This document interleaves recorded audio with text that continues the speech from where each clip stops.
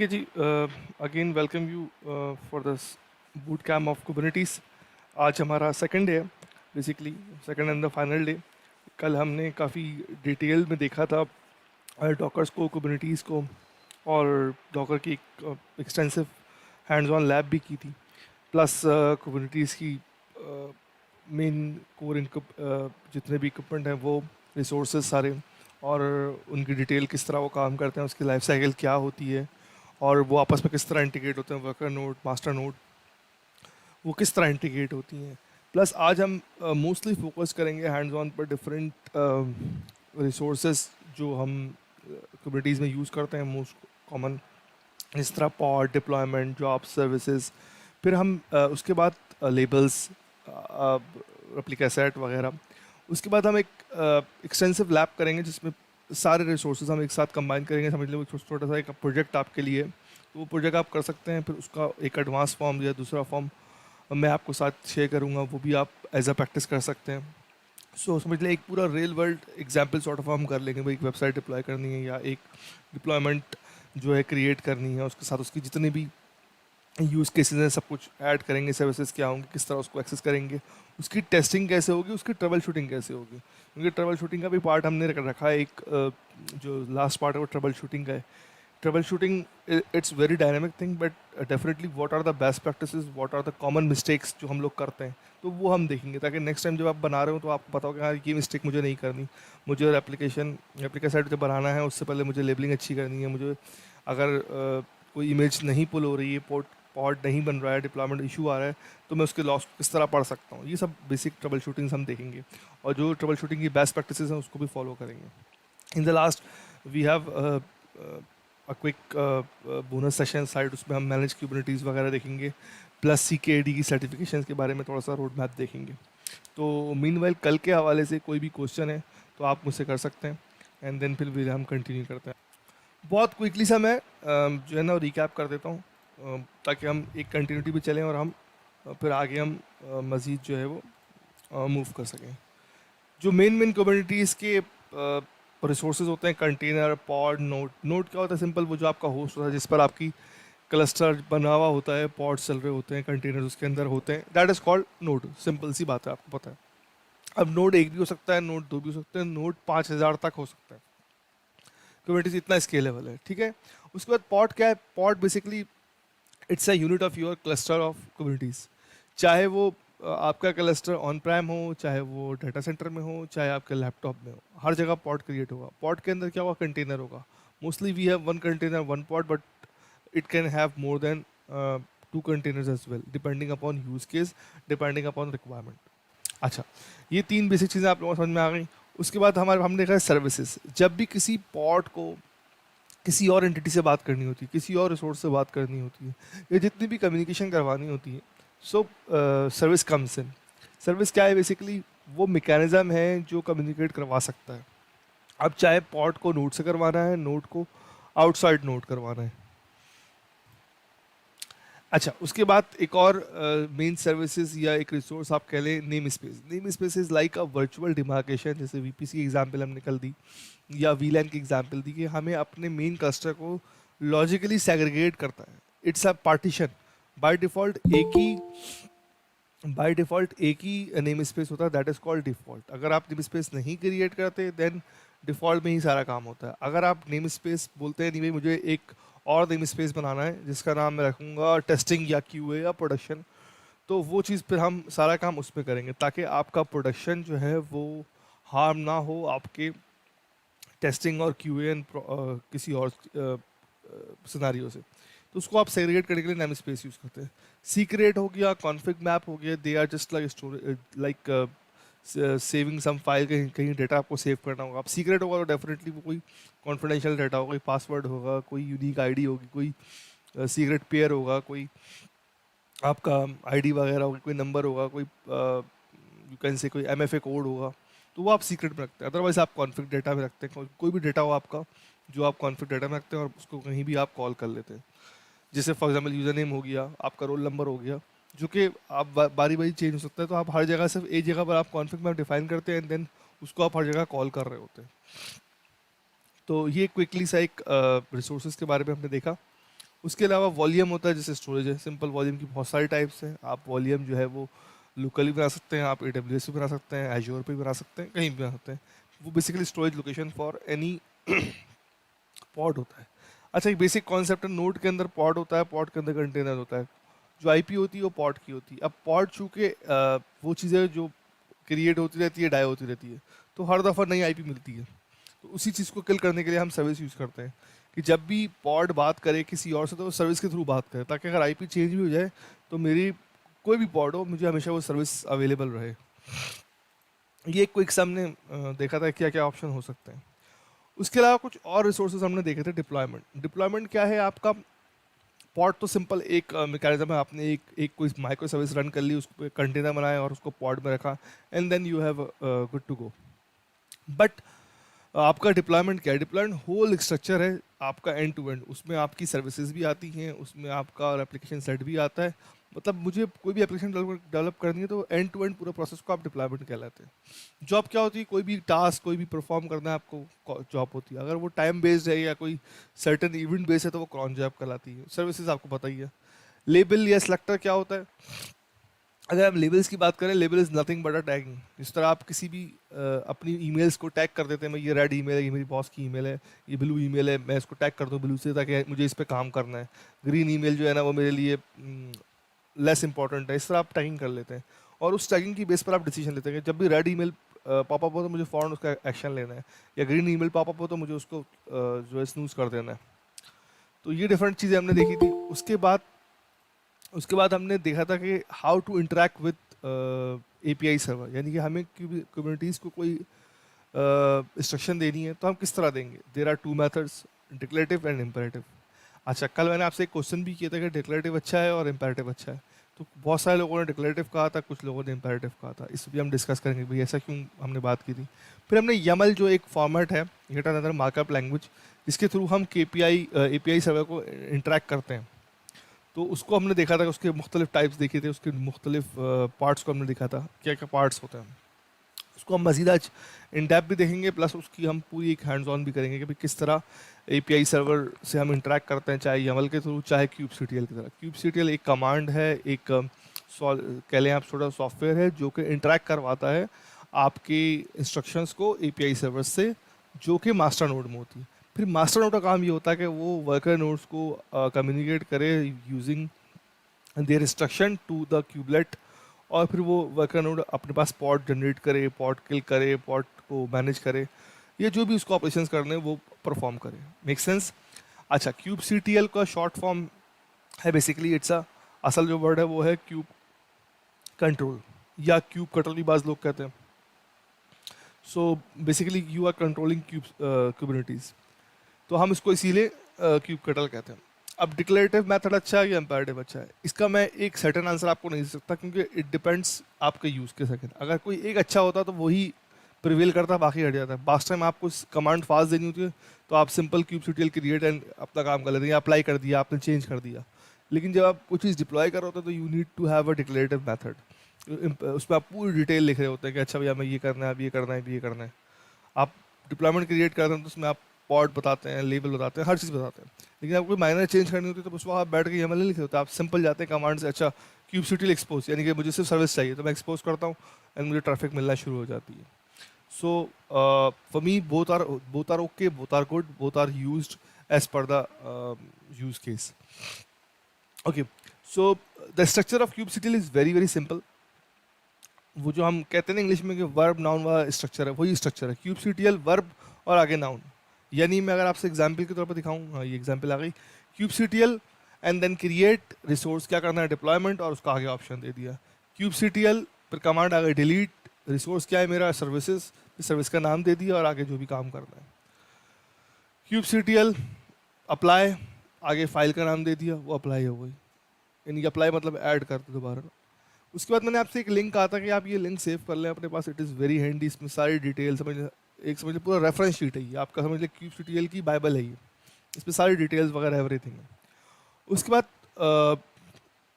हम okay, the best thing किया है कि आपको सेम API चाहिए, चाहे आप बेयर मेटल पे काम कर रहे हो चाहे आप क्लाउड पे काम कर रहे हो। This is very good thing about communities और स्पेसिफिकली kubectl के लिए।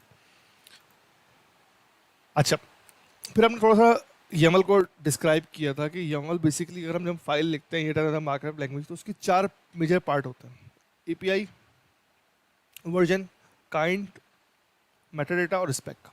इसके अलावा स्टेटस वगैरह वो एडिशनल है।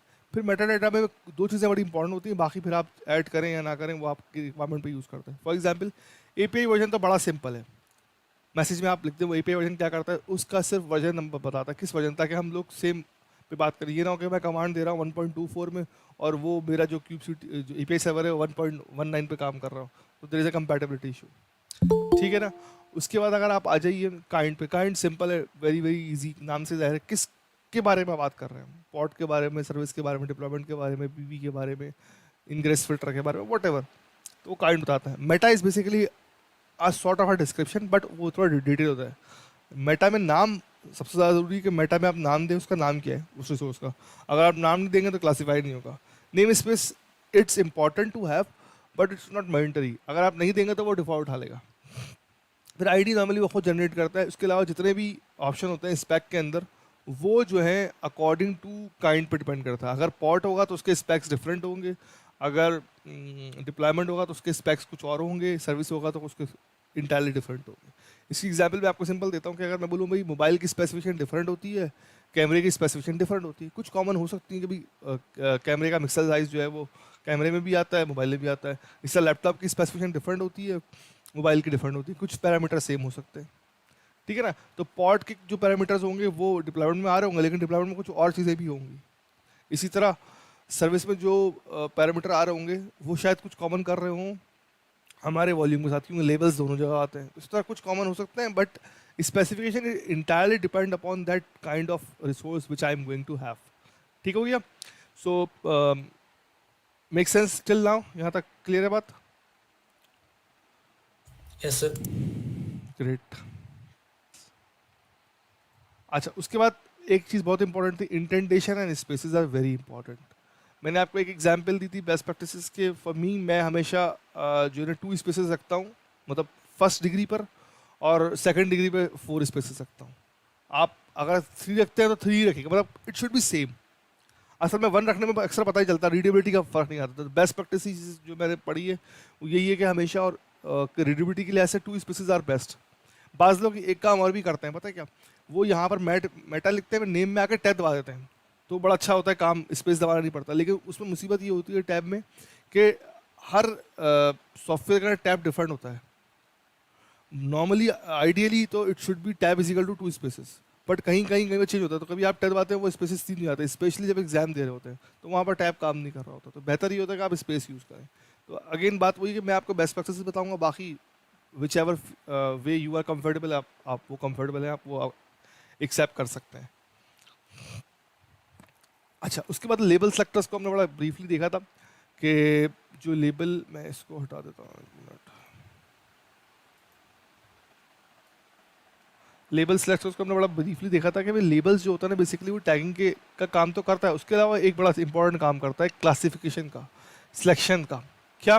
फॉर एग्जांपल मैं आपसे बोलूँ भाई, जैसे मैंने हर बंदे से बोला जो डेवऑप्स बैच का है वो अपने नाम के आगे D7 लगा ले, तो बेसिकली मैंने टैगिंग कर दी कि जो बंदे D7 बैच के हैं मैं उनको बोलूँगा आखिर में आप ज़रा रुक जाए, मुझे आपसे कुछ डिस्कस करना है। तो मैंने उस क्लासिफिकेशन की बेस पर कुछ काम कर लिया। या मैंने बोला भाई जो जो लोग इस वक्त जो है ना वो असाइनमेंट कर चुके हैं, वो उनको मैंने ग्रीन हाईलाइट कर दिया, यानी कि उनको मैंने टैग कर दिया। अब जिन्होंने नहीं किया होगा मैं उन पर कुछ ऑपरेशन करूँगा कि भाई आप लोगों ने क्यों नहीं किया, या उनसे डिस्कस करूँगा। ठीक है? सो नॉर्मल लाइफ में भी हम इसी तरह ही क्लासिफिकेशन कर रहे होते हैं। बाज़ जगह वो टैग फिजिकली होता है, बाज़ जगह वो फिजिकली नहीं होता, बट हमने क्लासिफिकेशन कर ली होती है। जैसे मैंने ईमेल की एग्जांपल दी थी, ईमेल की में हम टैगिंग बहुत यूज़ करते हैं। प्लस जो नॉर्मली एग्जांपल आप ले लेते हैं जैसे कोरियर की या किसी भी चीज़ की, तो वहाँ पर हर जगह टैगिंग या लेबलिंग हो रही होती है। अब कोई लेबल बोलता है, कोई टैग करता है, बट कम्युनिटीज इसको लेबल बोलता है, तो हम इसको लेबल ही बोलेंगे। अच्छा, लेबल्स नॉर्मली जो पैटर्न होता है ना वो होता है की वैल्यू पेयर का। क्या लेबल में आप पहले की देते हैं, उसकी फिर वैल्यू देते हैं। जैसे मिसाल के यहाँ पर 2 लेबल यूज़ किए हैं हमने कि इन्वायरमेंट क्या है और एप्लीकेशन कौन सी टाइप की है। Environment is equal to production and app is equal to nginx, कि ऐप का नाम क्या है, इंजनक्स। अब जहाँ जहाँ प्रोड आ रहा होगा ना वहाँ मैं कुछ काम करूँगा। जहाँ जहाँ ऐप इंजनिक्स आ रही है तो वहाँ मैं शायद लोड बैलेंसर को दे दूंगा, कुछ भी काम कर सकता हूँ मैं डिपेंडिंग अपॉन रिक्वायरमेंट। तो बताने का मकसद ये कि लेबल इज़ वेरी इंपॉर्टेंट। इसी एक एग्जाम्पल सेलेक्टर की दी थी कि जिस पे एनवीडिया लगा हुआ लेबल वहाँ पर जो है ना आप पॉट को क्रिएट कर दें।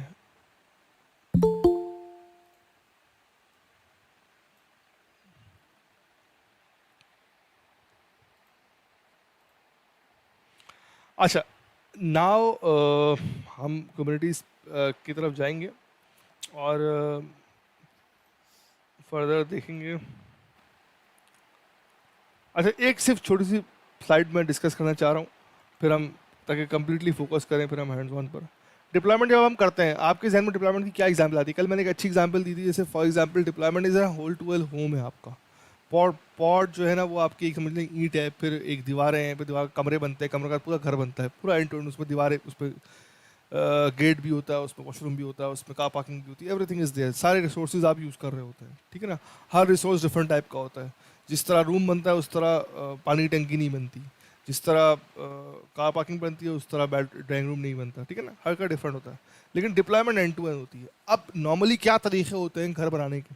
एक तरीका तो होता है कि ज़मीन लें आप, उस पर घर बना दें, वेरी सिंपल। एक होता है कि आप पुराना कोई घर लें, उसको डिमोलिश करें and then start building up. एक तरीका ये भी होता है। बाज़ लोग ये भी करते हैं कि नीचे घर ओके बना होता है, ऊपर उसके ऊपर बनाते हैं। इस तरह के मुख्तलिफ प्रोसेस है। अब ये कॉमन लाइफ एग्जाम्पल देने का मकसद सिर्फ ये है कि ताकि आप रिलेट कर सकें चीज़ों को। ऑल्दो कि घर बनाने से कोई ताल्लुक नहीं है डिप्लॉयमेंट करने का कम्युनिटी से, बट आप उसको रिकॉल करते हैं कि हाँ भाई, जब नया घर होता है तो फिर आप जीरो से स्क्रैच से बनाते हैं। जब पुराना घर होता है तो आप पहले एक पोर्शन बनाते हैं, वहाँ पर शिफ्ट होते हैं, फिर दूसरा पोर्शन बनाते हैं, फिर वहाँ पर शिफ्ट होते हैं, फिर थर्ड पोर्शन बनाते हैं। इस तरह जिसको आप कहते हैं कि नॉर्मली अपडेट कर रहे होते हैं बारी बारी। तो इसी तरह डिप्लॉयमेंट जब हम बनाते हैं ना, फर्स्ट टाइम तो बनाती बड़ी ईजी, लेकिन जब नेक्स्ट टाइम उसमें कोई चेंज आई, फॉर एग्जाम्पल मैंने एक एप्लीकेशन लॉन्च की चैटिंग की, फॉर एग्जाम्पल लाइक व्हाट्सएप की तरह। मैंने कहा ठीक है यार, इसमें मैं चैट कर सकता हूँ, लेकिन मैंने कहा अब कस्टमर ने मुझे बोला है कि चैट के साथ मैं वीडियो कॉल भी कर सकूँ या मैसेज में ऑडियो मैसेज भी भेज सकूँ। तो मैंने एप्लीकेशन में कुछ डिप्लॉयर से, अपने डेवलपर से बोला कि इसमें एडिशन करें। अब ये तो नहीं होगा ना कि मैं उस एप्लीकेशन को डिलीट करूँगा और नहीं डाल दूंगा, नहीं, मैं आहिस्ता आहिस्ता रोल करूँगा। ऐसा आप देखें, जब किसी भी एप्लीकेशन की अपडेट आती है तो वो बारी बारी आती है। या तो वो कंट्री वाइज कर रहे होते हैं, वो रीजन वाइज कर रहे होते हैं, या वो कुछ यूज़र वाइज कर रहे होते हैं कि पहले अगर 1 लाख यूज़र है तो पहले 10,000 को देंगे, टेस्ट करेंगे, इस तरह।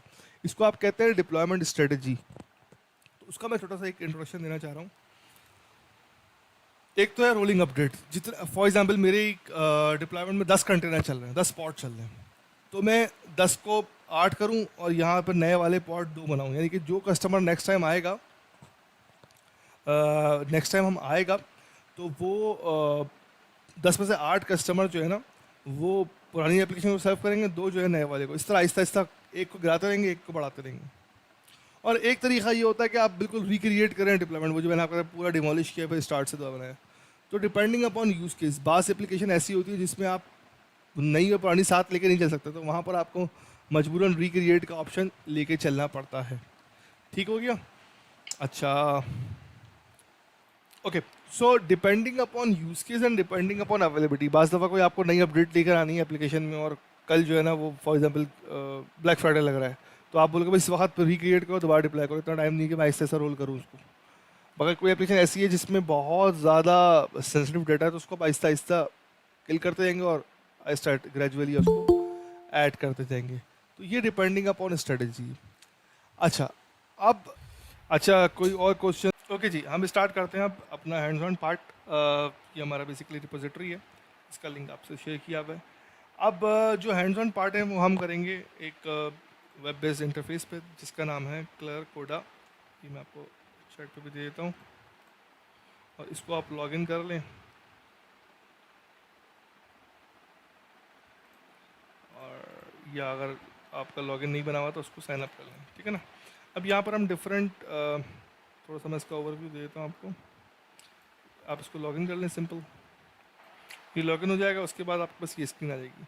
अब डिफरेंट ऑप्शंस आप यूज़ कर सकते हैं, प्लेग्राउंड भी है, एग्जाम्पल्स भी कुछ दी हुई हैं, उसके सर्टिफिकेशन के डिफरेंट ट्रैक्स हैं, उनकी एग्जाम्पल्स को आप फॉलो कर सकते हैं। हम प्लेग्राउंड लेते हैं एंड देन वी मूव के भाई।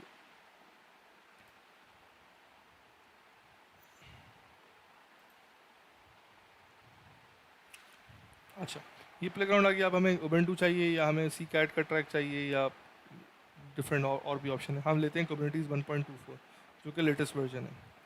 अब इसका एक आपके पास इंटरफेस आ जाएगा। अब दो तीन चीज़ें हमने करनी है। लेट इट बी लोडेड, थोड़ी देर के लिए लोड हो जाएगी पहले।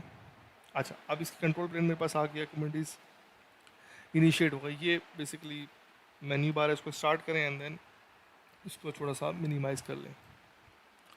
अब ये थोड़ा सा रीडेबिलिटी का इशू आ रहा है, तो अब यहाँ पर आप इसको जाके फॉन्ट साइज 4, 5, 6 जो भी आपकी एज पर नीड है वो आप कर सकते हैं।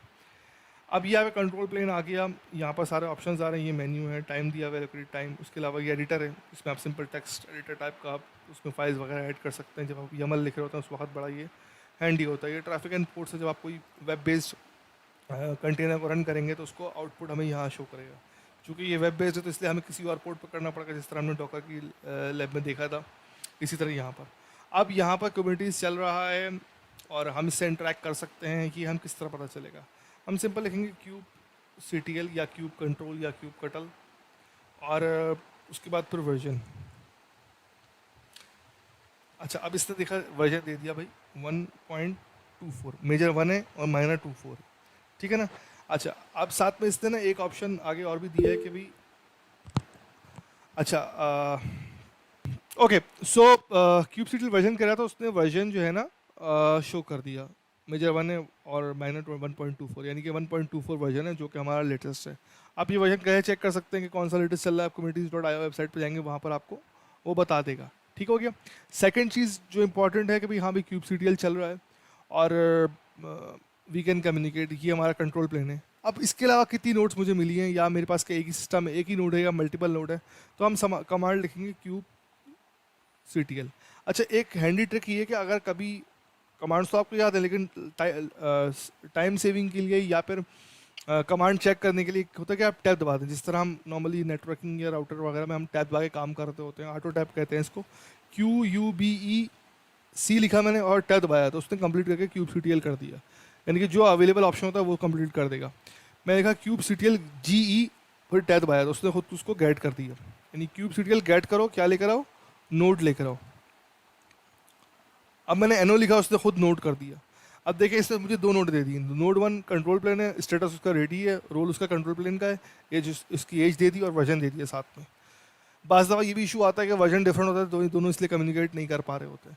फिर एक नोड 1 है जो कि मेरी वर्कर नोड है और उसका भी वर्जन 1.24। ओके, सो ये हमने कर दिया।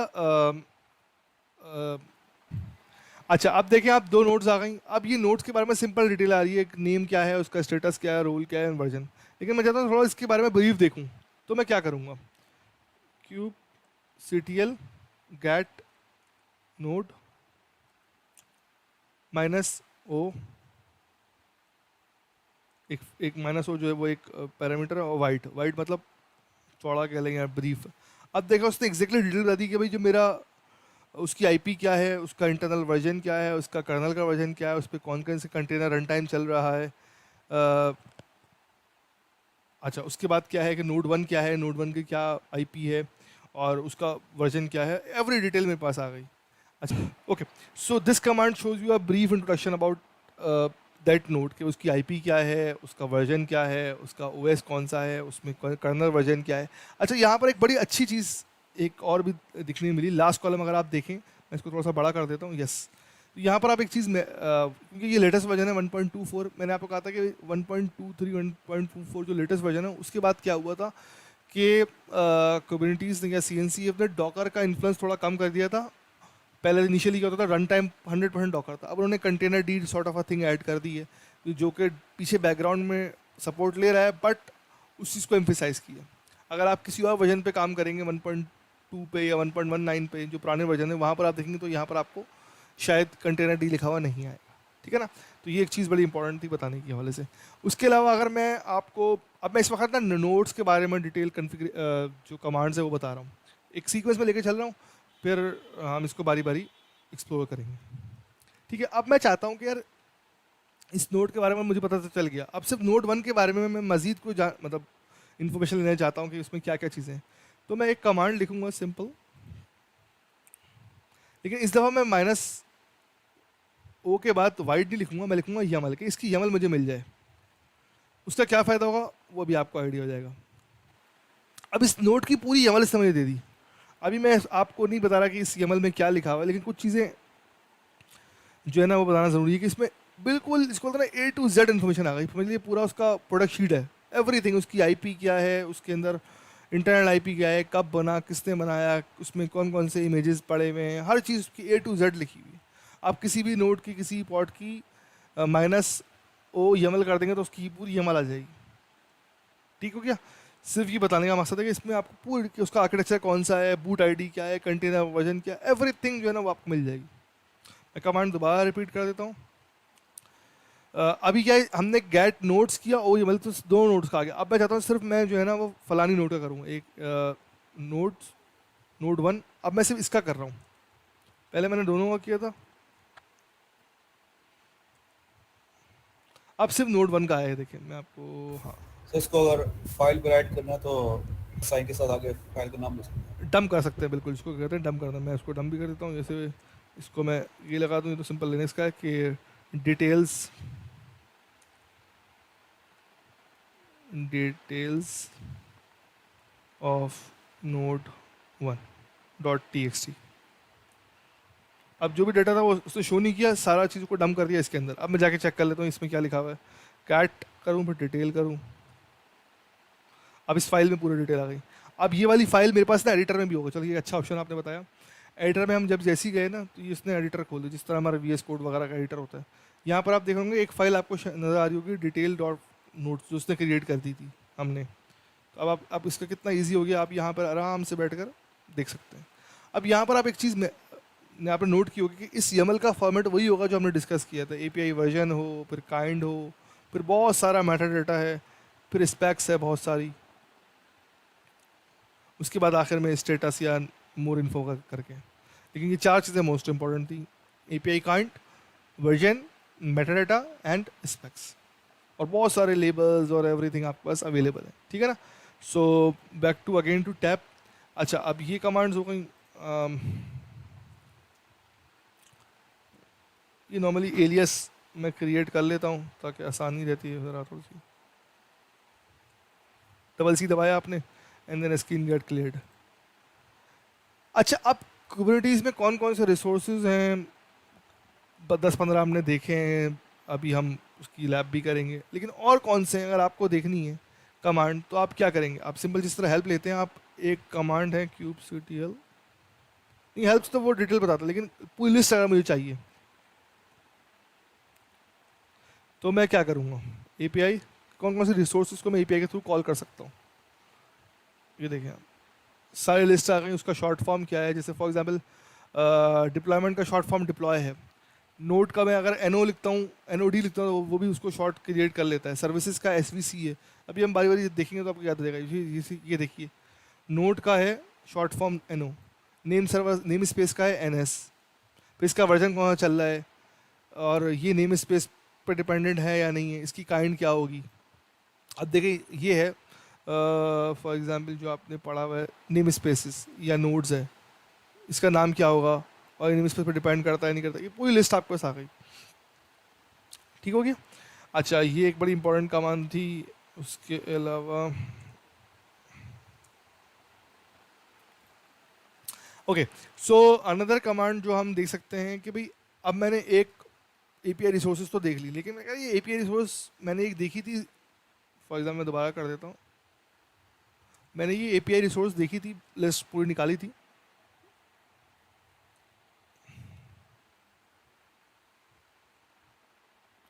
ये आ गई। अब ये कॉन्फिग मैप क्या कमांड है ये मुझे नहीं पता, ऑल्दो कि हमने डिस्कस किया है, बस जस्ट फॉर अंडरस्टैंडिंग में अगर मैं बोलूँगा या इसको किस तरह हम करते हैं, तो हम सिंपल लिखेंगे kubectl एक्सप्लेन कॉन्फिग मैप।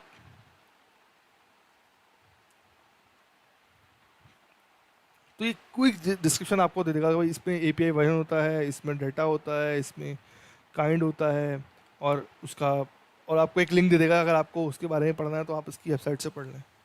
तो एक बड़ा क्विक सा आपको इन्फॉर्मेशन दे देता है। काइंड इसका ना, काइंड जो है ना कॉन्फिग मैप लिखते हैं। कॉन्फिग मैप का आप टाइप देखें लिखते किस तरह है, कैमल केस में। वर्जन इसका V1 चल रहा है आजकल, API वर्जन इस तरह होगा फलाना, वो आपको एक क्विक से डिस्क्रिप्शन दे देगा। तो ये 4-5 कमांड्स हो गई इंपॉर्टेंट। अच्छा, एक कमांड और बता देता हूँ मैं, जो कि बहुत इंपॉर्टेंट है। अभी हमने क्या किया था, एक्सप्लेन किया था, और वो आपको नोड को एक्सप्लेन करा था। अब मैं चाह थोड़ा ब्रीफ कर लूँ उसको, तो मैं लिखूंगा क्यूब सीटीएल डिस्क्राइब नोट कर लें, क्योंकि इस वक्त हम नोट पे ही काम कर रहे हैं और अभी हमने पॉड डिस्क्राइब नहीं किया। अब उसने पूरी जो नोट्स, जितनी भी नोट्स थी ना, फॉर एग्जांपल मैं भी फिलहाल एक नोट को करता हूँ, ताकि आप क्यूब सीटीएल नोड 1 को करता हूँ खाली।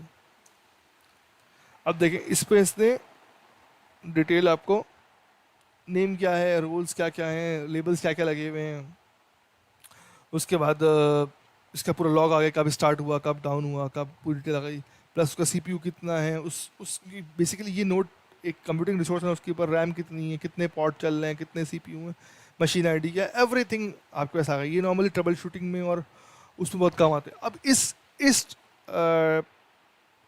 स्नैपशॉट को या इस स्क्रीन को थोड़ा गौर से देखें। इसमें एक क्वेश्चन जो मैंने रिसेंटली भी किया था कि हमारे पास नेम कितने नेमेसिस प्रोसेस अवेलेबल होते हैं। अब इसमें एक क्वेश्चन ये हो सकता है कि भाई, एक तो होता है एक यूज़र के लिए कितने होते हैं और सिस्टम के लिए कितने होते हैं। यूज़र के लिए तो एक ही होता है डिफ़ॉल्ट, लेकिन सिस्टम के लिए 3 या 4 होते हैं। डिफ़ॉल्ट के अलावा भी कुछ और भी होता है। वो क्या है, वो यहाँ शो हो रहे हैं। क्यूब सिस्टम एक नेम स्पेस है, वो अवेलेबल होता है, जो कि जिसमें सिर्फ सारी सिस्टम रिसोर्सेज चल रही होती हैं। वो आम बंदे के लिए अवेलेबल नहीं होता कि मैं वहाँ जाके पॉड क्रिएट कर दूँ।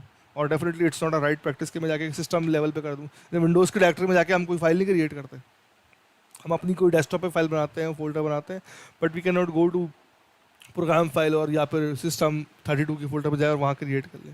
समथिंग ये वो है आपके लिहाज से, ठीक है। फिर ये उसके लॉग आ गए कि स्टार्ट हुआ, फिर जो है ना वो रजिस्टर हुआ, पूरी इवेंट्स आ गए, ठीक है। ये कुछ अच्छी कमांड्स थी, साथ साथ आप लिखते जा रहे हैं। अच्छा, अब हम डिफरेंट रिसोर्सेज देखते हैं बारी बारी, ठीक है। जो हमने पढ़ी भी हैं, जो हमने देखी है ना, वो हम देखते हैं। उससे पहले मुझे एक चीज़ बताएं कि जब नया वर्जन कुबरनेटिस का आया ना, पहले तो हम नॉर्मली कुबरनेटिस के ऊपर अपने पॉड्स बना लेते थे, बट उन्होंने कहा यार आप पॉड नहीं बनाएं, आप कम से कम आप डिप्लॉयमेंट बनाएं। बट हम टेस्टिंग के लिए हम कर सकते हैं, क्योंकि हम स्टार्ट बिल्कुल इनिशियल लेवल से कर रहे हैं, तो इसलिए हम चाह रहे हैं कि हम हर रिसोर्स को बारी बारी देखें। तो मे बी वहाँ पर वो आपको बाज़ दफ़ा वो इन्फो एरर देगा, भाई ये दिस कमांड इज़ डिप्रिशिएटेड, आप इसको यूज़ नहीं करें, आप फलानी यूज़ करें। बट हम क्योंकि हम इनिशियल से स्टार्ट करें, तो हमें हर चीज़ का पता होना ज़रूरी है। तो हम सिंपल कमांड करते हैं, एक kubectl। अब ये कमांड मैं लिखूंगा, आप बताइएगा मुझे ये कमांड क्या करेगी।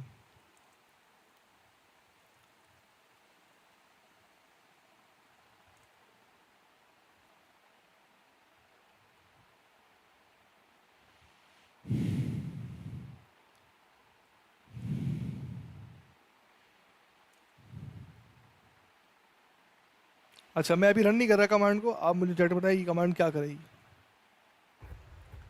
ये एक्सपोज कर रही है सर्विस को यूजिंग द रन, और मतलब जो आपका इमेज आपने क्रिएट किया अल्पाइन के नाम से, डिफ़ॉल्ट आईपी के ऊपर, यानी कि 111 इसके ऊपर इसको फाइंड कर रही है। अच्छा चले, ये डीएनएस पिंग कर रहा है, ठीक है। नहीं, इसको थोड़ा सा मैं रिफ्रेश करूंगा। देखिए, पहली बात तो आप नाम याद, एक कॉन्सेप्ट याद रखें जो इनिशियल हमने बताया था kubectl का स्ट्रक्चर, कि ऑलवेज kubectl आता है, फिर वर्ब आता है, फिर आगे नाउन आता है, या फिर कोई एक्शन आता है, कोई भी डिटेल आती है। वो क्या है, kubectl आ गया। अब मैं बोल रहा हूँ रन करो, रन क्या चीज़ करो, डेफिनेटली मैंने नहीं बताया था, पॉड होगा। पॉड का नाम क्या है, पिंग पोंग नाम रख लिया। कौन सी इमेज यूज़ करे, अल्पाइन कर ले, सिंपल सी इमेज कल हमने देखी थी डॉकर में कि भाई अल्पाइन लिनक्स जो है ना बहुत छोटी सी लिनक्स है, एंड और उस पर हमने कोई उसको काम दे रहे हैं कि भाई जब तुम बना लो तो उसमें ना पिंग कर दो 1.1.1, जो कि हमारा क्लाउडफेयर का डीएनएस है। यहाँ पर आप 8.8 भी कर सकते हैं, कुछ भी कर सकते हैं, मतलब छोटा सा उसको कोई काम दे दिया मैंने। तो इसने क्या बोला, पॉड पिंग पोंग क्रिएटेड। ये इसने, ये अच्छी चीज़ इसमें ये कुबरनेटिस में होती है कि आपको वो आंसर दे देता है, मतलब लॉग दे देता है। नॉर्मल डॉकर में क्या होता था, वो सिर्फ आपको हैश देता था, तो आपको डाउट होता था कि भाई ये रिसोर्स बनी है, ये कंटेनर चल रहा है या चला, आपको जाके देखना पड़ता था। लेकिन यहाँ पर ये बोल रहा है क्रिएटेड, इसका मतलब है कि सक्सेसफुल है, कोई एरर नहीं आया। लेकिन जस्ट ये फॉर सेफ साइड हम देख भी सकते हैं, इसको कैसे पता चला कि ये पोर्ट क्रिएट करनी थी? क्योंकि मैंने यहाँ पर रन लिखा, मैंने यहाँ पर कोई क्रिएट करके आगे डिप्लॉयमेंट नहीं लिखा। जब आप रन करते हैं तो वो पॉड चलाता है। ओके। ठीक है ना। अच्छा, उसके बाद उसने बोला, अब देखिए इसका इसका आंसर कैसे पता चला कि आगे से लिखा pod slash ping pong create, यानी कि एक पॉड बनाया जिसका नाम पिंग पोंग है, वो क्रिएट हो चुका है। अब मैं देखूंगा कैसे कि ये चीज़ क्रिएट हो गई या नहीं हो गई। क्यूब सी टी एल, क्या लिखूंगा मैं,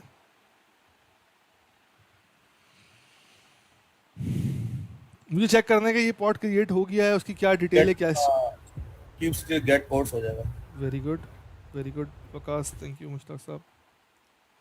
डिस्क्राइब भी कर सकते हैं, लेकिन describe is a later stage. अभी मुझे सिर्फ चाहिए कि मुझे स्टेटस रनिंग आना चाहिए। हाँ definite, very good. One one pod create किया, वन ऑफ वन का मतलब एक एक मांगा था, एक क्रिएट हो गया। ओके जी Farhan, thank you. Start status क्या रनिंग है, वेरी गुड। रीस्टार्ट जीरो, यानी कि ये बार बार फेल नहीं हुआ है। एज इसकी 71 सेकंड है, मैंने अभी रिसेंटली क्रिएट की है। अब मैं सेकंड स्टेप कर लेता हूँ just for safe side, display क्यों कर रहा हूँ। Cube C T L describe, क्या, अब मैं थोड़ी डिटेल चाह रहा हूँ इसकी ना। डिस्क्राइब पॉड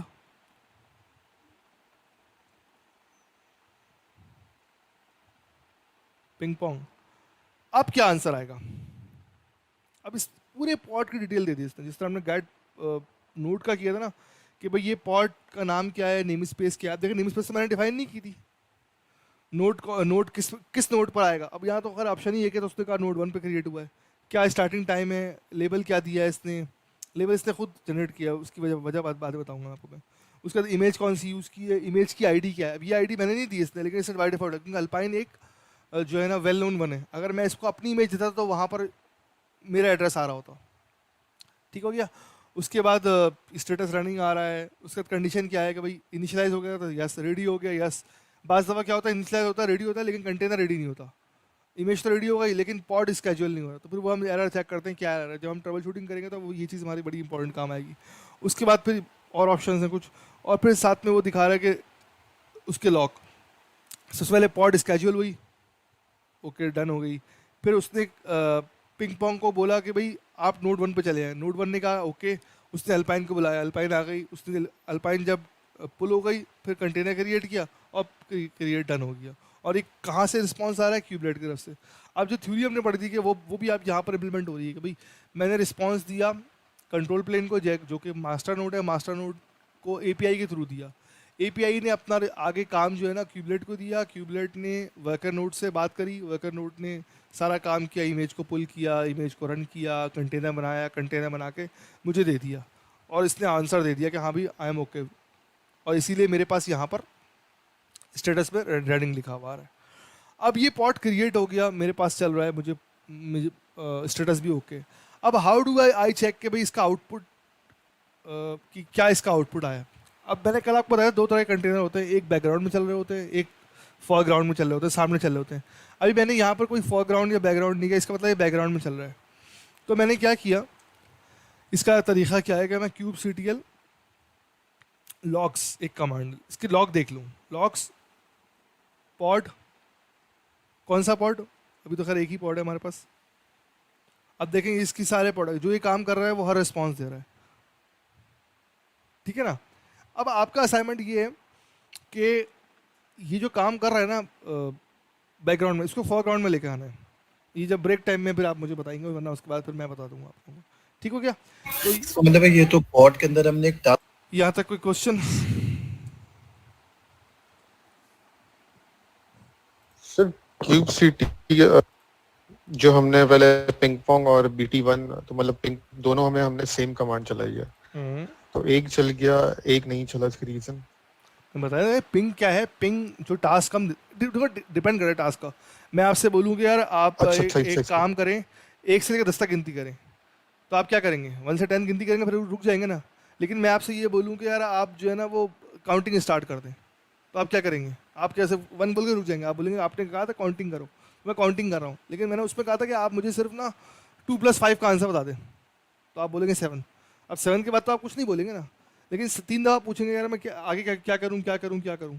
अगर मैं 3 दफ़ा आंसर नहीं दूंगा, फिर आप बोलेंगे ठीक है, इसका मतलब मजीद कोई टास्क नहीं है मेरे लिए। ठीक है ना। अब मैं अगर यहाँ पर लिख दूँ कमांड कोई इस तरह की, जो जैसे पिंग की हो गई, या कोई एक्सेस कर्ल करके कोई कमांड लिख दूँ, तो वो चलता रहेगा। असल में हम लोगों का चूँकि बैकग्राउंड विंडोज़ वाला है ना, तो हम लोगों को लगता है कि भाई हम जब पिंग करते हैं 4 दफ़ा पिंग आता है उस पर रुक जाता है, लेकिन लिनक्स में आप पिंग करते हैं ना तो वो चलता रहता है। ठीक हो गया। ठीक है सर, गेट इट। आज वो हमारे नेटवर्किंग वाले भाई नहीं आए, वकास।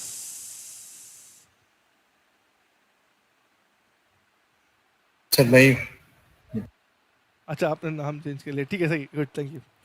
अच्छा, सो ये रिस्पांस पर डिपेंड करता है। अच्छा, अब एक चीज़ हमने देखी कुबरनेटिस की, kubectl गैट पॉड और गैट नोट किया। अगर जितनी रिसोर्स चल रही हैं, ऑल्दो कि अभी हमारे पास सिर्फ 2 ही रिसोर्स हैं, लेकिन अगर उसको चेक करना है तो हम क्या करते हैं, kubectl गैट ऑल, सिंपल सी कमांड है।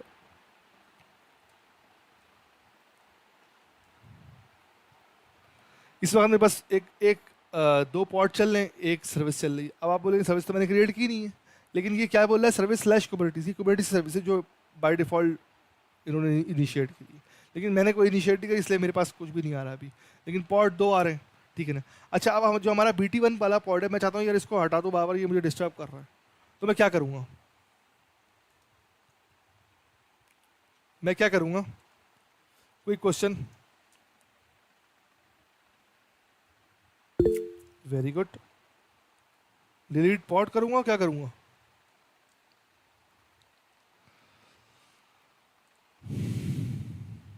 ठीक हो गया। अब मैं गेट ऑल करूँगा, अब आएगा या नहीं आएगा? नहीं आएगा, डेफिनेटली रिमूव कर दिया हमने। वर्ड इज डिलीट बेसिकली, ठीक है। अच्छा, ये कमांड्स हो गई। अच्छा, इसके अलावा अच्छा, अभी जो हमने पॉड क्रिएट किया था वो हमने एक वेल नोन इमेज से किया था, एल्पाइन से, जो कि रेडीली अवेलेबल होती है। अब मैं 2 तरीके से मज़ीद बनाऊंगा पॉड। एक मैं यमल से बनाऊंगा, लेकिन उससे पहले मैं एक बनाऊंगा डॉकर हब से, एक इमेज उठाऊंगा। यानी कि आप, इसका मतलब बताने का ये कि आप कहीं से भी उठा सकते हैं इमेज को ना। जैसे वो कल हमने डॉकर पे मेरी इमेज उठाई थी मेरी उससे, तो वो वही उठा लेते हैं हम। बट हम अब पहले हमने डॉकर में किया था, अब हम कुबरनेटिस में कर रहे हैं। तो रन नाम आप उसको कुछ भी दे दें, और इमेज कहाँ से उठानी है। अब चूँकि मेरी इमेज है वो बेसिकली डॉकर हब पर है, तो वहाँ पर आप क्या लिखेंगे, नाम लिखेंगे बेसिकली, लॉगिन जो आईडी होती है, /HTML फाइल :5, जो भी उसका वर्जन आपको लेना है। अब इसने कहा पॉड बैश के नाम से क्रिएटेड हो गया। अब क्रिएट हो गया, मैं कैसे चेक करूँगा, kubectl get pod। अभी देखिए कंटेनर क्रिएटिंग, यानी कि कंटेनर इस वक्त क्रिएट हो रहा है। अच्छा, अगर मैं चाहता हूँ कि मैं देखूँ यार इस वक्त क्या क्या कंटेनर क्रिएट हो रहा है, क्या प्रोसेस चल रहा है, तो मैं क्या करूँगा, अगेन kubectl डिस्क्राइब pod।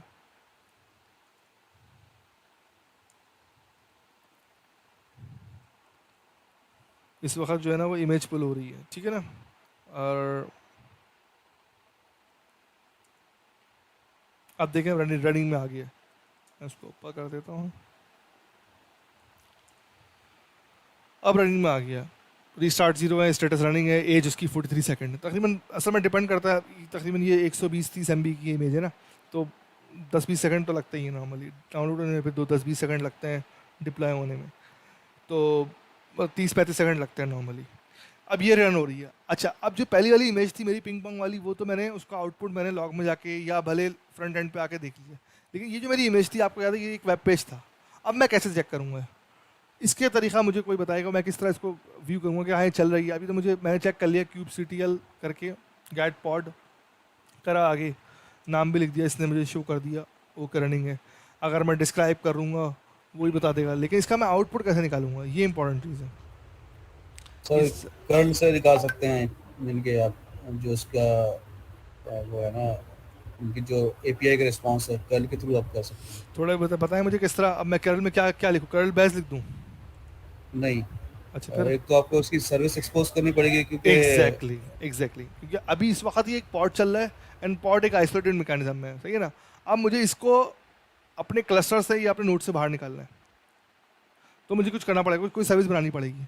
अब सर्विस बनाने का तरीका क्या है, उसकी हम यमल देखेंगे, उसकी कमांड देखेंगे, ठीक है ना। पहले अभी मैं सिर्फ सिंपल सर्विस बनाता हूँ कमांड के थ्रू, फिर मैं इसकी यमल के थ्रू बनाऊंगा, पॉड भी यमल के थ्रू बनाऊंगा, फिर डिप्लॉयमेंट बनाऊंगा। अभी हम सिर्फ जो है ना वो कमांड के थ्रू कर रहे हैं, तो मुझे कोई इस तरह की कमांड चाहिए होगी जो कि मेरा काम करे और इसको एक्सपोज कर दे।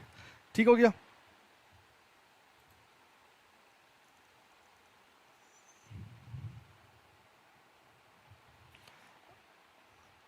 अच्छा एक चीज़ मैं देख सकता हूँ कि अगर मैं इसके आगे ओ वाइड लगा दूँ तो कोई इन्फॉर्मेशन ऐड होगी, या ओ यमल लगा दूँ तो मेरी कोई हेल्प करेगा ये? इससे कोई आपको हेल्प मिल रही है? सर्विस तो डेफिनेटली बनाऊंगा, लेकिन मैं इससे मुझे कोई हेल्प मिल रही है इन दो कमांड से? इससे ये पता चल रहा है कि किस आईपी पे चल रहा है। ठीक है वो तो, लेकिन कोई हेल्प मिल रही है मुझे इससे? पोर्ट नहीं पता चल रही है इसमें। पोर्ट तो अभी है ही नहीं, सर्विस क्रिएट ही नहीं करी मैंने अभी। इससे ये पता चला है किस पॉड की आईपी क्या है और होस्ट की आईपी क्या है। होस्ट की आईपी तो मुझे पहले से पता थी कि नोट की जो आईपी थी मेरी, अब मुझे पॉड की आईपी पता चल गई है। तो क्या अगर मैं पॉड की आईपी को पिंग करूं तो क्या मेरा रिस्पांस आना चाहिए? कर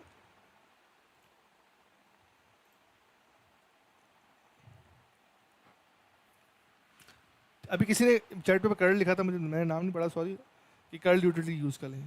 अब बगैर सर्विस बनाए मैंने सिंपल, क्योंकि मैं उसी पॉड के पास खड़ा हुआ हूँ, मैं उसी पॉड के क्लस्टर में हूँ, तो मैंने डायरेक्ट बगैर सर्विस बनाए मैंने चेक कर लिया कि हाँ भाई ये सर्विस जो मतलब जो पॉड है अंदर, उसके अंदर जो डाटा है वो एक्सेसिबल है या नहीं है। तो ये आपको याद है जो फाइल था उसका HTML इसने कॉल कर दी। इसका मतलब ये कि ओके, अगर कल को मैं एक मिस्टेक करता हूँ, मैं इसकी IP 7 कर देता हूँ, किसी और पॉड की आईपी कर देता हूँ, तो ये अब देखें हैंग हो गया, उससे कम्युनिकेट ही नहीं कर पा रहा। लेकिन मेरे केस में उसने आउटपुट दे दिया। तो service banana is very important, but उससे पहले आप चेक तो करेंगे कि भाई सर्विस तो बाद में बनाऊंगा, सर्विस तो मेरे लिए पाइपलाइन है, लेकिन उससे पहले देखें टंकी में पानी तो है भी नहीं है, उस पॉट के अंदर जो चीज़ हमने रन किया क्या पता वो पॉट खाली हो, तो सर्विस बनाने का क्या फ़ायदा। तो ये ऑलवेज बेस्ट प्रैक्टिस होती है कि आप पहले जो है उस पॉट की कंडीशन चेक कर लें कि उसका जो आउटपुट है वो रिविजिबल है या नहीं है। अगर वेब बेस्ड है तो आप कर्ल कर लें, अगर लिनक्स बेस्ड है या मतलब अपार्ट फ्रॉम वेब है तो आप सिंपल उसकी लॉग चेक कर लें या उसको रन करके देख लें कि उसके अंदर क्या है। ठीक हो गया, मतलब उसकी जो आप कह लें जो उसकी एप्लीकेशन है ना उस पॉट की, वो रन हो जाए। अब वो एप्लीकेशन वेबसाइट भी हो सकती है, वो एप्लीकेशन कोई टास्क भी हो सकता है, वो सिंपल जिस तरह हमने हेलो याकास किया था वो छोटा सा एक टास्क था, वो भी हो गया। या हमने पिंग लगाया जो पिंग मुसलसल चल रहा है वो भी टास्क हो सकता है। मतलब टास्क परफॉर्म करके देख लें पहले आप बिफोर गोइंग फॉर सर्विस, ये मेरा मकसद था। ठीक है, इसमें क्लियर है ये बात?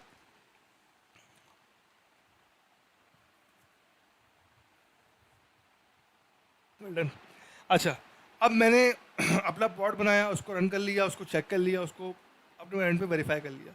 अब मैं चाहता हूँ कि ये पॉट जो है ना वो मैं उसको ग्राफिकली भी देखूँ और इसका आउटपुट को विजिबल करूँ अपने वेब ब्राउज़र पे और अपने वेबसाइट पर। तो मैं क्या करूँगा? हाँ जी, कोई सर्विस एक्सपोज करनी पड़ेगी। बिल्कुल ठीक है।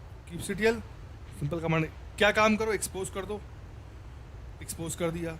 ठीक है, किसको एक्सपोज करो? एक पॉड है मेरे पास, उसका नाम क्या है? उसका नाम BAZ है, बिल्कुल ठीक बात आपने बोली। और किस पोर्ट पर है? डेफिनेटली पता है आपको, पोर्ट 80 पर है, बिल्कुल ठीक है। क्या प्रोटोकॉल है?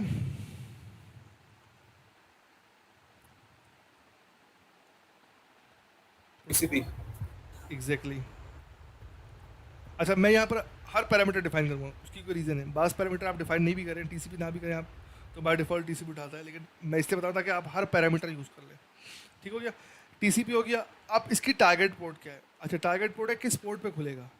अब ये जो है ना एक 30,000 से ऊपर का कोई भी नंबर आप ले सकते हैं जो अवेलेबल हो। मैंने ले लिया 31337। ठीक हो गया। अब सबसे इंपॉर्टेंट चीज़, इसका नाम क्या दूँ? सर्विस का कोई नाम तो देना पड़ेगा ना मुझे। मैंने नाम दे दिया इसका SVC। नॉर्मली प्रैक्टिस ये होती है मेरी कि मैं SVC लिखूँ और आगे जो पॉड का नाम है वही लिख दूँ, ताकि मुझे बगैर देखे पता चल जाए कि ये इसकी सर्विस है। अब मेरे पॉड का नाम क्या था? BAZ था, तो मैंने लिख दिया SVC बैस, यानी कि ये सर्विस है बैस के लिए। ठीक है, डन। और सबसे इंपॉर्टेंट चीज़, इसका टाइप क्या हो। अभी हमने टाइप्स नहीं पढ़ी हैं, बट जस्ट समझाने के लिए आपको बोल रहा हूँ कि नोड पर मुझे एक्सेसिबल चाहिए। क्लस्टर लेवल पर तो एक्सेसिबल है। कैसे एक्सेसिबल है? मुझे पता चला कि ये सर्विस मेरी क्लस्टर लेवल पर एक्सेसिबल है। मुझे कैसे पता चली?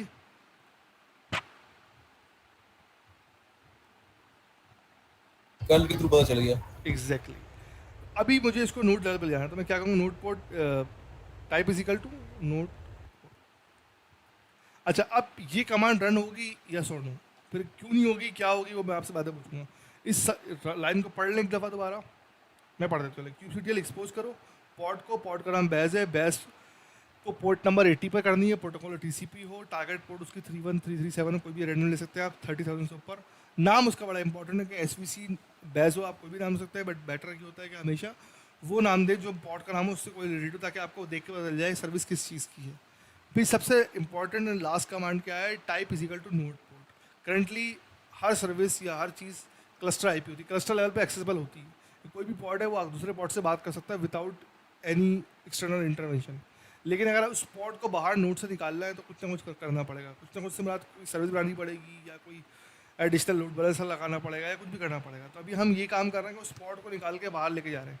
अब बाहर ले जाने के लिए हमने उसको कहा कि नोड से बाहर ले जाओ, नोड पोर्ट टाइप ले लो। अभी हम ये टाइप पढ़ेंगे तो आपको मजीद जो है ना आइडिया हो जाएगा। लेकिन ब्रीफली मैंने बता दिया कि बाय डिफ़ॉल्ट क्लस्टर आईपी होती है टाइप, और अभी हम नोड पोर्ट कर रहे हैं। क्लस्टर आईपी का मतलब ये कि उस क्लस्टर में ये आईपी हर जगह अवेलेबल है। कि फॉर एग्जाम्पल मेरे घर में 4 लैपटॉप है तो 4 लैपटॉप आपस में बात करेंगे क्योंकि वो सब लैन पर है, कोई मसले की बात नहीं है। हाँ, लेकिन उस लैपटॉप को अगर मुझे अपने लैपटॉप को कम्युनिकेट करवाना है आपके लैपटॉप से, आप किसी और नेटवर्क पे हैं, तो देर आई नीड समथिंग, क्या तो मैं टनल बनाऊँ या कुछ भी कोई भी ऑपरेशन करूँ या वैन पे ले जाकर राउटिंग करूँ, कुछ भी करूँ विद पब्लिक आईपी। लेकिन यहाँ पर चूंकि क्लस्टर एक है तो क्लस्टर में एक्सेसिबल है। अब ये कमांड चलेगी या नहीं चलेगी, या इसमें एरर आएगा, यस और नो? It should run. ठीक है हैदर साहब,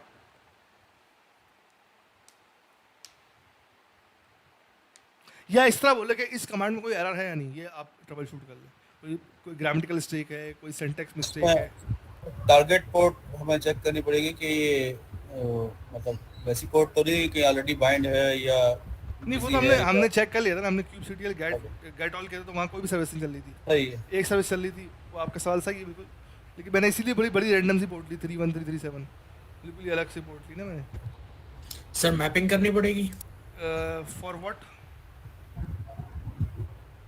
सर ये टारगेट पोर्ट के लिए, जैसे डॉकर में करते हैं सर। या की ना हमने पोर्ट हमने 80 थी और टारगेट पोर्ट हमने 313 थी। वहाँ पर हम एक साथ थे, यहाँ कमांड पोर्ट डिफरेंट है, सेंटेक्स डिफरेंट है, कॉन्सेप्ट आपका ठीक है। चले इसको हम रन करते हैं, फिर देखते हैं क्या एरर आता है। सर ये बेसिकली आपने सर्विस क्रिएट की है ना इस कमांड के थ्रू? एग्जैक्टली। अभी मुझे सर्विस क्रिएट करनी नहीं आती, मैंने सिर्फ एक्सपोज किया है, लेकिन बाय डिफॉल्ट इसने सर्विस क्रिएट कर दी होगी।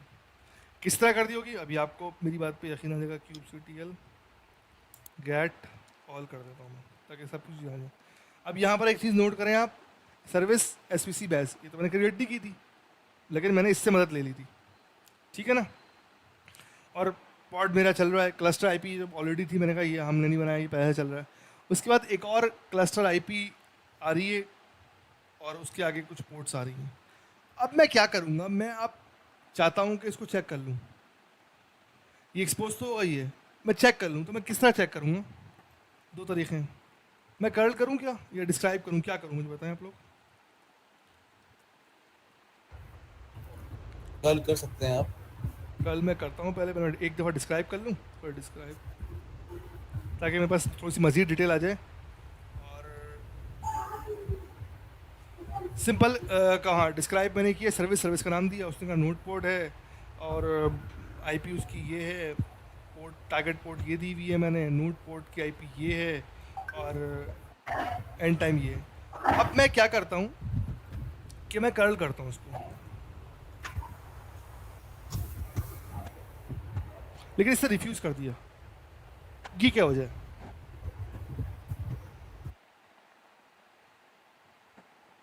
मैं क्लस्टर की आईपी के आगे पोर्ट लगाई, जो मैंने पोर्ट टारगेट पोर्ट दी थी, उसने रिफ्यूज क्यों कर दिया?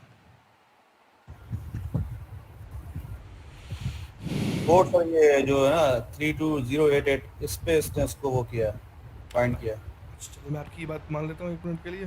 32088 888 ये भी रिफ्यूज कर दिया इसने, ये भी रिफ्यूज कर दिया इसने, ये क्या वजह है?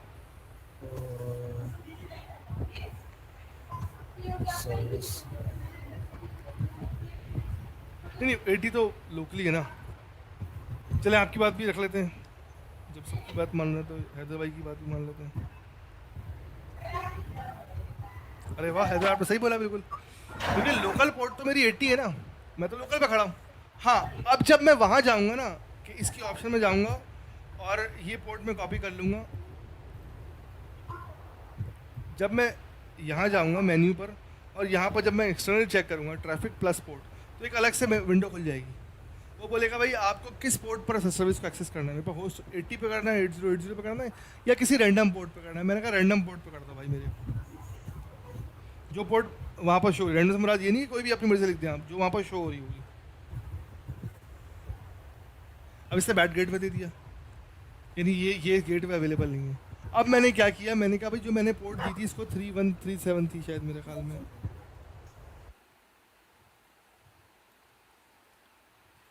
वो हम लिखते हैं। इसको पहले मैं बंद कर दूं,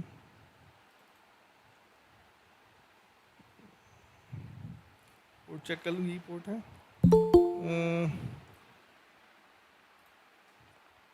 31337।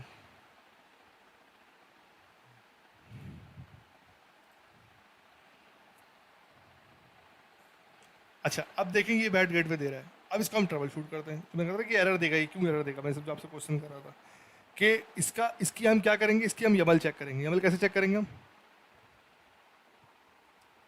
मैं आपको दिखाता हूँ। हाइफन ओ स्पेस YAML से सर।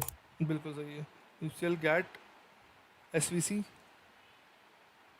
और इसका नाम था एसवीसी बस माइनस ओ YAML। ठीक हो गया। अब देखिए यहाँ पर दो चीज़ें हैं जो देखने वाली। एक तो नोट पोर्ट हमने दी हुई है, ठीक है, नोट पोर्ट नंबर 328088 दी हुई है, ठीक है, ये भी दी हुई है।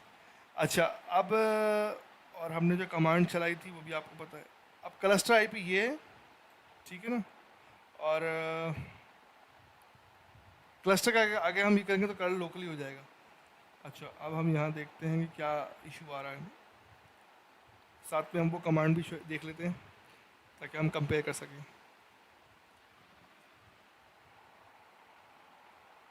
क्या मैंने रैंडम पोर्ट दी थी 31337 और नाम उसका ये था, नोट पोर्ट दिया हुआ था। ठीक हो गया।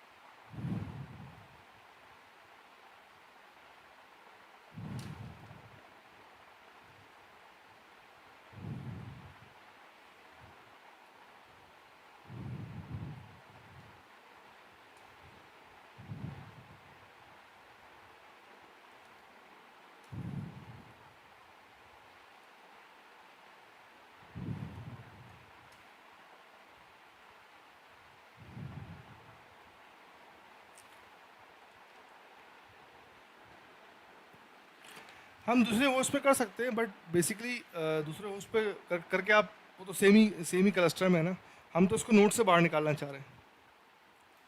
ये हमारा एक पॉट चल रहा है kubectl गेट ऑल, ठीक है ना, ये हमारा एक पॉट चल रहा है PAZ के नाम से रनिंग है, ठीक है। हमने कल करके भी देख लिया कि हाँ ये रनिंग है या नहीं है। अब हम चाहते हैं इसको एक्सपोज करें, बाहर दुनिया में ले जाएं इसको और इसको चेक करें। तो दो तरीके हैं, हम इसको एक्सपोज कर लें या इसकी सर्विस बना लें। बेसिकली जब हम एक्सपोज करते हैं तो वो सर्विस ही बना रहा होता है। ठीक हो गया। अब सर्विस के लिए हम क्या करेंगे, सिंपल हम लिखते हैं kubectl एक्सपोज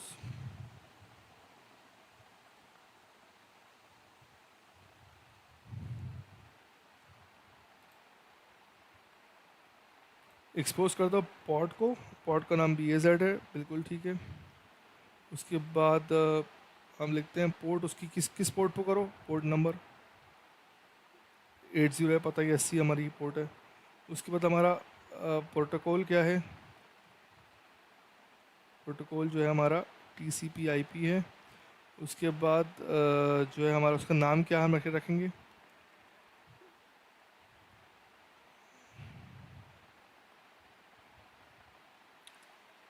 नाम आप कुछ भी सकते हैं, बेटर ही होता है कि आप कोरिलेट करें नाम को, ताकि बाद में ट्रबल शूट करने में इजी रहे आपको।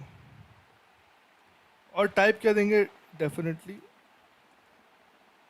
नोट पोर्ट, क्योंकि हम चाहते हैं कि नोट से बाहर निकले। ये एक्सपोज हो गया। अब कैसे पता चला हमें, हमने kubectl get ऑल किया, सर इस बार आपने टारगेट पोर्ट नहीं दी ताकि वो मतलब ताकि हमने पोर्ट अपनी। और टारगेट सेम रहे। Okay sir.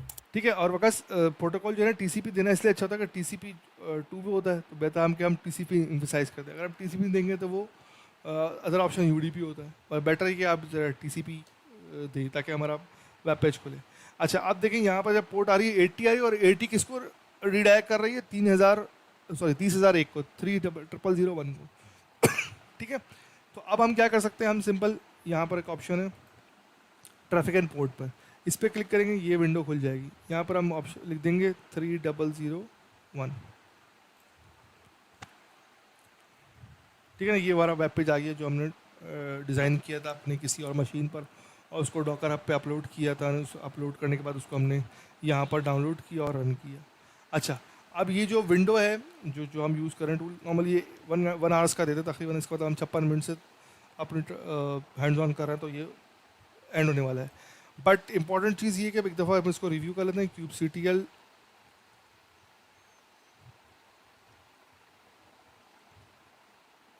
Describe SVC base, तो इसने सेलेक्टर बता दिया, नोट पोर्ट बता दी, आईपी आ गई क्लस्टर की, पोर्ट 80 पे काम। अब देखिए ये चीज़ पोर्ट 80 है और टारगेट पोर्ट भी 80 है, और नोट पोर्ट जो है ना वो 30,001 है जो कि हमने यूज़ की थी, और एंड पॉइंट जो है वो इस पॉइंट पर काम कर रहा है जो लोकली हमने ये करल पहले करके चेक कर लिया था। तो यहाँ तक ओके जी। अब हम स्टार्ट करते हैं अपना सेकंड पार्ट जिसमें हम लोग हैंड्स ऑन कर रहे थे।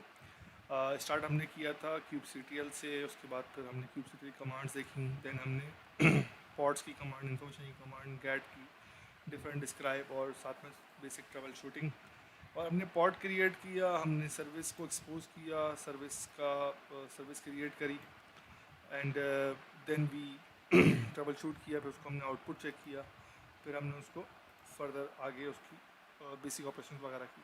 अब हम दो काम करेंगे, पहले तो हम डिप्लॉयमेंट क्रिएट करेंगे, उसके बाद हम डिप्लॉयमेंट की में फिर दोनों चीज़ें इन्वॉल्व होंगी, पॉड भी होंगे उसमें, रेप्लिका सेट भी होगा, प्लस सर्विसेज भी होंगी, और उसके ऊपर हम रन करेंगे। उसके बाद फिर हम नेक्स्ट स्टेप में हम यमल करेंगे सबकी बारी बारी। अच्छा, अभी हम चूँकि कमांड से क्रिएट कर रहे हैं, तो कमांड बेसिकली हम क्रिएट करते हैं। पहले क्योंकि नया ब्राउज़र है, हम चेक करते हैं भाई kubectl काम कर रहा है या नहीं। ठीक हो गया, kubectl चल रहा है, ठीक है ना। अच्छा, उसके बाद वही काम जो हम हमेशा करते हैं, एलियास क्रिएट करते हैं ताकि काम थोड़ा सा फास्ट हो। उसके बाद हमने स्क्रीन क्लियर कर ली। अच्छा, अब दो चीज़ें हैं। पहली चीज़ तो ये कि यार डिप्लॉयमेंट की नॉर्मली क्या होता है, यमल के थ्रू क्रिएट करती है। अच्छा, अभी हम चूँकि यमल पे हमने नहीं काम किया, यमल को अभी हमने नहीं देखा, वो हम सेकंड फेज में करेंगे। तो हम सिंपल क्या करते हैं, kubectl क्रिएट की कमांड नहीं यूज़ कर रहे हैं, हम क्रिएट की कमांड यूज़ कर रहे हैं but using a pre made file. अभी हम फाइल क्रिएट नहीं कर रहे, हम एक प्री मेड फाइल को उठा रहे हैं एंड देन उससे फिर हम अपना काम कर रहे हैं, ठीक है ना।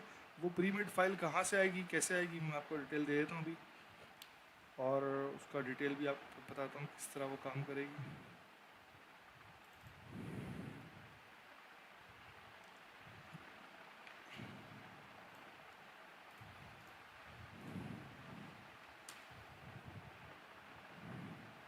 अच्छा, अब ये देखिए, ये एक मैंने कमांड चलाई, create kubectl create, and then मैंने क्या किया, मैं चैट भी दे दूँ आपको।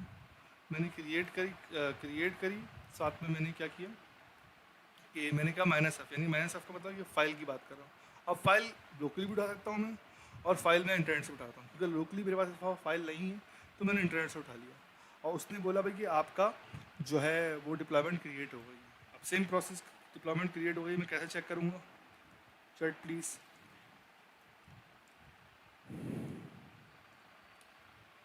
चैट में लिख दे किस तरह करूँगा मैं। अभी तो मैंने क्यूबसिटल गेट ऑल कर दिया, तो ऑल में हर चीज़ आ जाती है। अब जैसे ही मैंने ऑल किया तो आप देख रहे हैं उसमें पॉड भी बने हैं, उसमें RS भी बना है, उसमें डिप्लॉयमेंट भी बनी है। सर्विस तो एक ऑलरेडी चली थी, वो तो हमारे टाइम की नहीं, पहले की। आप उसको एज देख के भी आपको आइडिया होगा। बाकी सबकी एज 37 सेकेंड है, जो कि अभी हमने किया। अगर स्पेसिफिकली खाली डिप्लॉयमेंट देखनी है तो क्यूबसिटल गेट डिप्लॉय कर दें या डिप्लॉयमेंट पूरा लिख दें आप तो ये आ जाएगा। अब थोड़ा सा इसको ब्रीफ करते हैं। इंजीनिक्स डिप्लॉयमेंट इसका नाम है। रेडी 2x2 इसका मतलब ये इसमें 2 रेप्लिकाज होंगे, 2 पॉड होंगे और दोनों रेडी हैं, अप टू डेट है, ओके, कोई चेंज नहीं है, और अवेलेबल भी हैं। एज उसकी तकरीबन 1 मिनट के करीब है। लेकिन इसकी कॉन्ट्री जब मैंने क्यूबसिटल गेट ऑल किया था तो 3 चीज़ें आई थी। पहले पॉड आया था, फिर सर्विस तो खैर पहले की थी, डिप्लॉयमेंट आई थी, और फिर रेप्लिका सेट आया था। अब यहाँ देखिए आपको लिखा हुआ है कि रेप्लिका सेट के आगे डिज़ायर्ड 2 थे, करंट 2 हैं, रेडी 2 हैं। डिज़ायर्ड मतलब जितने मुझे चाहिए, मेरी डिज़ायरमेंट क्या है, मेरी डिज़ायरमेंट 2 की है, लेकिन करंट इस वक्त अवेलेबल भी 2 हैं और रेडी भी 2 हैं। अच्छा, बात दफ़ा ऐसा होता है कि हम डिज़ायर हमने 5 किए, लेकिन करंट इस वक्त 3 अवेलेबल है, ड्यू टू रिसोर्स अवेलेबल नहीं है या वो इन प्रोसेस फेस में। और उन 5 में, उन 3 में से 2 जो है रेडी है, 1 रेडी नहीं हुआ, या वो रेडी हो रहा है या फेल हो रहा है। तो आपको हर डिटेल मिल जाती है पूरी। अच्छा, अब यहाँ पर आप एक चीज़ और आपने नोट की होगी, पॉड का नाम बड़ा लंबा सा है। जो मेरा डिप्लॉयमेंट का नाम है उसका कुछ एक और ABCD को कोई न्यूमेरिक नंबर लिखा हुआ है, यानी कि उस डिप्लॉयमेंट का ये हिस्सा है कि उसकी 2 पॉड बनी है, इंजीनिक्स डिप्लॉयमेंट, एक ID नंबर जो कि डिप्लॉयमेंट की ID है, फिर आगे लिखा हुआ है BQS19 और एक लगा हुआ है DF8GG सॉरी। तो ये 2 डिफरेंट है और दोनों रनिंग स्टेट में, बिल्कुल ठीक है। अच्छा, अब ये डिप्लॉयमेंट मैंने क्रिएट करी एक प्री डिफाइंड YAML से, लेकिन मैं चाह रहा हूँ कि मैं इसकी YAML देखूँ तो कि आखिर YAML में है क्या। तो मैं क्या करूँगा, थोड़ा सा मुझे सपोर्ट कीजिए, मुझे हेल्प कीजिए। मैं क्या गेट करूँगा, डिप्लॉयमेंट YAML उस वो तो कर लिया, उस पॉड के अंदर जाके उसकी YAML देखनी है मुझे। गेट पॉड सब्सक्राइब कर लें, सब्सक्राइब कर लें या गेट कर लें। नहीं, पहले मुझे आपसे करा, पहले मुझे डिप्लॉयमेंट की देखनी, तो मैं करूँगा get deployment of YAML। Exactly. अब देखिए बहुत बड़ी इसने मुझे डिटेल दे दी, ठीक है ना। तो मैं एक काम करता हूँ, मैं ये रीडेबल नहीं हो रहा तो मैं इसको डंप करता हूँ किसी फाइल के अंदर। उसका नाम रख देता हूँ डिप्लॉयमेंट फाइल .txt। अब .yaml नहीं कर रहा, तो क्यों YAML नहीं क्रिएट कर रहा, मैं सिर्फ रीडेबिलिटी के लिए कर रहा हूँ। अब 2 तरीके रीड करने के लिए, या तो मैं सिंपल कैट करूँ और ये डिप्लॉयमेंट की फ़ाइल को पढ़ लूँ अपने पास, लेकिन उससे अच्छा तरीका ये है मैं एडिटर खोल लूँ, लेफ्ट साइड पर एडिटर दिया हुआ है, और यहाँ पर मैं बिल्कुल रीडेबल फॉर्म में पढ़ लूँ, क्योंकि वहाँ पर एक साथ स्क्रॉल होता है, हमें पता नहीं चलता। यहाँ पर मुझे बिल्कुल रीडेबल फॉर्म में मिल जाएगा सारी। अब देखिए, जो YAML की बात हमने की थी वो हमारे को नज़र आ रही है। फॉर एग्ज़ाम्पल मैं आपसे बोलूँ, थोड़ी सी बड़ी कर देता हूँ मैं, API वर्जन, ठीक है ना। अच्छा, अभी बाकी चीज़ों को छोड़ दें, अभी मैं बताता हूँ बारी बारी आपको। API वर्जन दिया हुआ है, उसके बाद API वर्जन के अंदर मेटा डेटा काइंड, यहाँ से देखिए आप, API वर्जन दिया हुआ है, काइंड दिया हुआ है, डिप्लॉयमेंट, मेटा डेटा, बहुत सारा मेटा डेटा है, एंड देन स्पेक्स। अब स्पेक्स में बहुत सारी वैल्यू हो सकती हैं जो हमारे काम की है। रेप्लिका 2 है, हमने ये हमें कैसे पता था, क्योंकि हमारे 2 पॉड क्रिएट हुए थे। उसके बाद क्या है, सिलेक्टर्स दिए हुए कि भाई सिलेक्टर को किसको डिप्लॉयमेंट में ऐड करो, जिसका एप्लीकेशन का जो की वैल्यू पेयर हो वो ऐप इजिकल टू इंजीनिक्स हो, ठीक है ना। अभी आप याद रखिएगा, ये हम देखेंगे जब हम पॉड की YAML देखेंगे, तो वहाँ पर आपको ये चीज़ वेरीफाई हो जाएगी, ठीक है।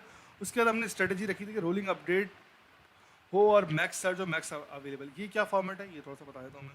स्ट्रेटजी मैंने रखा है कि रोलिंग अपडेट हो, यानी कि कम हो और बढ़ते जाए इस तरह, लेकिन एक हमें 25 से ज़्यादा % से ज़्यादा जो है ना वो मतलब पॉड डिस्ट्रॉय ना हो और पॉड क्रिएट ना हो।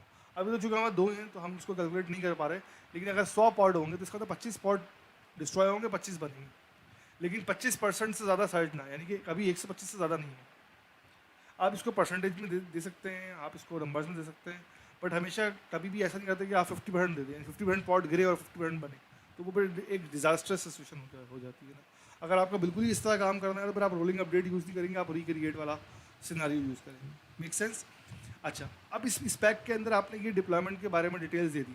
और साथ में एक टेम्पलेट का हेड भी दिया है। टेम्पलेट का क्या मतलब है, जो इस डिप्लॉयमेंट के थ्रू पॉड बने उसके बारे में डिटेल, उसका लेबल ये हो, देखो जो मैंने आपसे बात की थी कि मेटा डेटा में label app is equal to engineers हो, और उस अब ये स्पेक जो है ना, ये डिप्लॉयमेंट का स्पेक नहीं, ये पॉड का स्पेक है कि इस डिप्लॉयमेंट के थ्रू जो पॉड बने ना उसका इमेज जो हो इंजीनियर्स हो 1.14.2 हो, और पोर्ट 80 पे काम करे, टीसीपी पे काम करे, और ये सारे उसके लॉग यहाँ पर टर्मिनेट हो, वो सारी डिटेल आपके सारी। फिर इसका स्टेटस क्या रहेगा, अवेलेबल इस वक्त 2 है, कंडीशन ये है कि स्टार्ट टाइम अप टाइम। मैंने आपसे कहा था कि जो स्टेटस वगैरह होता है ना वो हमारे पास ऑप्शनल होता है, वो अगर YAML क्रिएट करता था वो दिखाता है।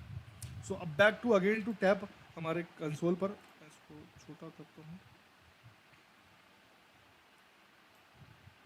सर जब आपने एडिटर पे क्लिक किया था तो सर आपको शो कर रहा था एडिटर के अंदर ये सर यहाँ। अगर मैंने ये आउटपुट, मैंने क्योंकि आउटपुट मेरी स्क्रीन पर विजिबल नहीं हो रहा था, बहुत ज़्यादा आउटपुट था, तो मैंने क्या किया कि आउटपुट को डंप कर दिया एक फाइल के अंदर, डिप्लॉयमेंट फाइल .txt। जैसे ही उस पर डंप किया तो वो उसने फाइल क्रिएट कर दी, वो मैंने एडिटर में जाके देख ली। अब इसमें फ़ायदा ये कि रीडेबिलिटी आसान है, काम वो भी गलत नहीं ओके है, sir, but it's good to view वाली बात है। ठीक हो गया। Okay okay sir. अच्छा, अब हमारी डिप्लॉयमेंट बन गई। अच्छा, अब इस डिप्लॉयमेंट में को मैं एक्सेस कर सकता हूँ, चेक कर सकता हूँ कि डिप्लॉयमेंट चल रही है, क्या पता ये वेबसाइट है, डेफिनेटली वेबसाइट है इंजीनियरिंग से। तो किस तरह चेक करूँगा, कोई थोड़ी सी मेरी मदद करे। मैं एक काम करता हूँ, यूट्यूब गेट ऑल कर देता हूँ ताकि आपको हेल्प हो जाए। मैं क्या कर सकता हूँ चेक करने के लिए,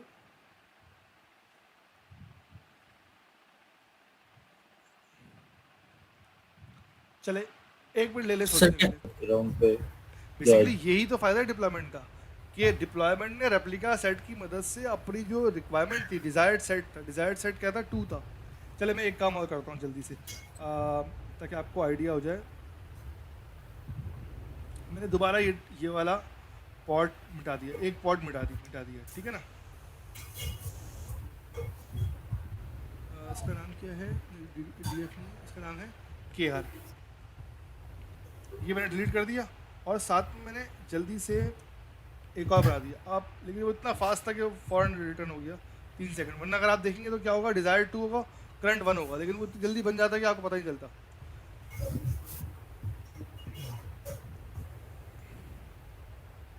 सो रेप्लिका सेट की मदद से उसने क्या किया कि उसने जो पॉड कम हो रहा था, कम्युनिटी से काम यही तो है ना कि भाई जो पॉड कम हो उसको बढ़ा दे, जहाँ रिक्वायरमेंट ज़्यादा हो वहाँ रिक्वायरमेंट कम कर दे, एडिशनल रिसोर्सेज ऐड कर दे। अब जब रिक्वायरमेंट कम हो जाए तो रिसोर्सेज कम कर दे, ठीक है ना। अभी मैं नेक्स्ट स्टेप जब हम हाँ। करेंगे तो हम क्या करेंगे, हम रेप्लिका सेट की काउंट भी बढ़ाएंगे, ठीक है ना। सर अभी सॉरी डिस्टर्ब कर रहा हूँ, अगर ये मुझे पॉट जो है डिलीट करनी है, जो रिक्वायरमेंट है, तो इसे कैसे डिलीट करेंगे? जैसे हमने अभी आपने डिलीट करी और इसमें दोबारा क्रिएट कर दिया, हमें नहीं चाहिए, हमें डिलीट करनी है। अच्छा, अब पहले तो अपना नाम बताइए प्लीज़। कोई फोर्सफुली आरएम की कमी? सॉरी, हाँ तहा, वेरी गुड क्वेश्चन। देखिए तहा 2 चीज़ें, एक चीज़ है पॉट डिलीट होना, वो रिक्रिएट कर रहा है, ठीक है ना। लेकिन मैं चाहता हूँ कि मैं डिप्लॉयमेंट डिलीट कर दूँ, तो मैं डिप्लॉयमेंट डिलीट कर दूंगा। लेकिन आप चाहते हैं कि नहीं यार, मेरा जो है ना डिप्लॉयमेंट अब 2 बना रहा है, 2 ना बनाए 1 बनाए, तो मैं जाके डिप्लॉयमेंट में उसकी सेटिंग चेंज कर दूंगा। मैं बोलूँगा रेप्लिका काउंट शुड बी 1, तो वो जब जैसे भी 1 करूँगा तो वो बाय डिफ़ॉल्ट 1 डिलीट करेगा और नेक्स्ट नहीं क्रिएट करेगा। अगर मैं अभी 50 दफ़ा भी डिलीट करूँगा ना, 50 दफ़ा वो पॉट बना लेगा। अंडरस्टैंड कि अभी क्या हो रहा है कि वो उसको एक टास्क दिया हुआ है कि डिप्लॉयमेंट में कि आपको रेप्लिका सेट वो count of pot should be 2, चाहे वो मैं डिलीट करूँ, चाहे खुद डिलीट हो, चाहे वो किसी एरर की वजह से डिलीट हो, वो हमेशा उसको रेप्लिकेट कर देगा। लेकिन अगर मैं उसकी सेटिंग ही चेंज कर दूँ और उसको मैं 1 कर दूँ या 5 कर दूँ, तो वो 5 मेंटेन करेगा। ओके जी, अब ये डिप्लॉयमेंट मेरे पास अवेलेबल है, इसको हमने लोकली चेक कर लेते हैं पहले कर्ल करके, एंड देन फिर हम इसको एक्सपोज करेंगे, ठीक हो गया। अच्छा, ये kubectl मैंने किया गेट ऑल। अब देखें 3 पॉड आ रहे हैं और रेप्लिका सेट आ रहा है, डिप्लॉयमेंट आ रही है। क्या मैं इसको चेक कर सकता हूँ कि भाई ये लोकली अवेलेबल है नहीं? बिल्कुल कर सकता हूँ। मैं क्या करूँगा, kubectl गेट पॉड और आगे एक लगा दूंगा ओ वाइट का, तो मुझे वो एग्जैक्टली वो आईपी दे देगा किस आईपी पे ये नोड कॉन्फ़िगर हुई है। और मैं सिंपल उसको करके चेक कर लूँगा कि हाँ भाई ये आईपी, ये जो पॉड है इसमें मेरा nginx वेब सर्वर चल रहा है या नहीं चल रहा, ताकि बिफोर मेकिंग सर्विस मुझे ये चीज़ पता चल जाए।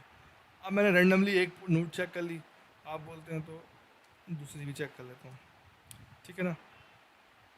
सॉरी, इसकी मैंने आईपी गलत लिखी है, इसकी आईपी है .1, ठीक है ना, ये मैंने चेक कर लिया। अच्छा, अब ये सर्विस मेरे पास लोकली अवेलेबल है। Service is not the right word, या आप कह लेंगे ये वेबसाइट पर लोकली अवेलेबल, मैंने कर लिया। कल सिंपल एक समझ लें, एक सॉर्ट ऑफ हिंज होती है, आपने पिंग किया उसको और उसने आपको आगे से HTML दे दिया, आपने कहा यार ये चीज़ एक्सेसिबल है। अब मुझे इसको एक्सपोज करना है आउटसाइड द नोड, तो मैं क्या करूँगा, पहले मैं स्क्रीन क्लियर कर लेता हूँ।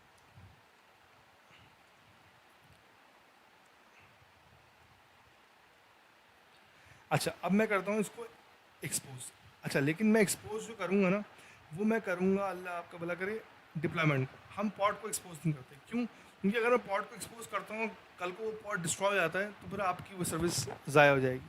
या पीछे डिप्लॉयमेंट से पीछे मैं रेप्लिका नंबर ऑफ काउंट में कम कर रहा हूँ, तो आपने कभी पहले 3 थे, अब 4 हो गए, तो क्या पता वो, या 2 हो गए, तो क्या पता वो 2 जो हमने डिस्ट्रॉय किए थे उसमें से हमारी सर्विस डिस्ट्रॉय हो जाएगी। तो इसलिए हमेशा एक्सपोज जो करते हैं वो डिप्लॉयमेंट को करते हैं। तो हम कमांड क्या लिखेंगे, डिप्लॉयमेंट के पीछे से एक्सपोज, फिर आगे डिप्लॉयमेंट का नाम, और आगे उस डिप्लॉयमेंट का नाम देंगे जो हम डिप्लॉयमेंट दे रहे हैं। अच्छा, अब यहाँ पर हम सर्विस क्रिएट नहीं कर रहे हैं, हम एक्सपोज कर रहे हैं, एक्सपोज सर्विस बना रहे हैं ना, इसलिए हम जो नाम देंगे ना डिप्लॉयमेंट का, जिस डिप्लॉयमेंट की हम एक्सपोज करेंगे वही नाम ले लेगा। अभी मैं आपको जब kubectl गेट ऑल करूँगा तो आपको वो चीज़ वेरीफाई हो जाएगी। लेकिन इंपॉर्टेंट चीज़ इस कमांड पर क्या है, kubectl एक्सपोज डिप्लॉयमेंट, कौन सी डिप्लॉयमेंट, प्लस उसकी टाइप क्या है, क्योंकि मुझे आउटसाइड करवाना है ना। ओके, सो हमने क्या किया जहाँ सर अच्छा, अब देखिए हमने kubectl किया, एक्सपोज किया डिप्लॉयमेंट को, कौन सी डिप्लॉयमेंट, इंजीनियरिंग डिप्लॉयमेंट जो हमारा नाम था, और हमने आगे दे दिया type is equal to node port, क्योंकि हम चाहते हैं कि ये हमारी जो डिप्लॉयमेंट है उसको हम आउटसाइड नोड जो है ना वो एक्सपोज करें। ओके, डिप्लॉयमेंट अब हमने क्रिएट कर ली, एक्सपोज हो गई डिप्लॉयमेंट। अब हम चेक करते हैं kubectl गेट ऑल कर लेते हैं हम, ताकि हमारे पास डिप्लॉयमेंट में 3 पॉड भी आ गए, सर्विस भी आ गई, और सर्विस का टाइम से भी आपको अंदाज़ा हो जाता है। अब मैं 2 काम कर सकता हूँ। मैं पहले एक काम करता हूँ, लोकली मैं क्लस्टर चेक कर लेता हूँ, सेम कर करके फिर मैं जो IP में पोर्ट एक्सपोज की है उसको मैं जाके वेब पे देख लूँगा। तो पहले मैं क्या करता हूँ, क्लस्टर की IP को पिंग कॉपी करता हूँ, करता हूँ, एंड देन ये इसने कर्ल कर लिया और इसने आउटपुट शो कर दिया। अच्छा, यहाँ पर मैंने पोर्ट नहीं लगाई कुछ भी, उसकी वजह क्या थी, क्योंकि पोर्ट 80 थी लोकली। जब हम बाहर जाएंगे तो हम ये वाली पोर्ट यूज़ करेंगे। ये मैं कॉपी कर लेता हूँ, और इसका ऑप्शन ये होता है कि हम जाते हैं मेन्यू में, यहाँ पर एक ऑप्शन आता है ट्रैफिक पोर्ट, इस पर हम क्लिक करते हैं, और जो पोर्ट हमने कॉपी की है वहाँ पर, बेसिकली जिस पोर्ट पर एक्सपोज किया है वो पोर्ट हम यहाँ डाल देते हैं। जैसे ही हम पोर्ट डालते हैं तो ये इंजीनिक्स का जो वेब पेज है, पहला पेज है, वो आ गया। तो यानी कि हमने तीनों लेवल पे सर्विस चेक कर ली। पहले हमने पॉड लेवल पे चेक करी, फिर हमने क्लस्टर में डिप्लॉयमेंट लेवल पे चेक करी, फिर हमने जो है वो आउटसाइड भी चेक कर ली। अच्छा, अब मैं एक चीज़ चेक कराता हूँ आप लोगों को कि for example kubectl get all,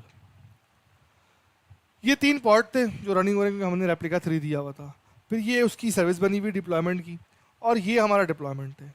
यानी कि अगर मैं डिप्लॉयमेंट की काउंट कम करूं, बढ़ाऊं, तो डेफिनेटली पॉड पे फ़र्क पड़ेगा, लेकिन हमारी सर्विसेज में कोई भी इफेक्ट नहीं आएगा। चाहे वो सर्विस 1 से मिले, 2 से मिले, 3 से मिले, नो इशू।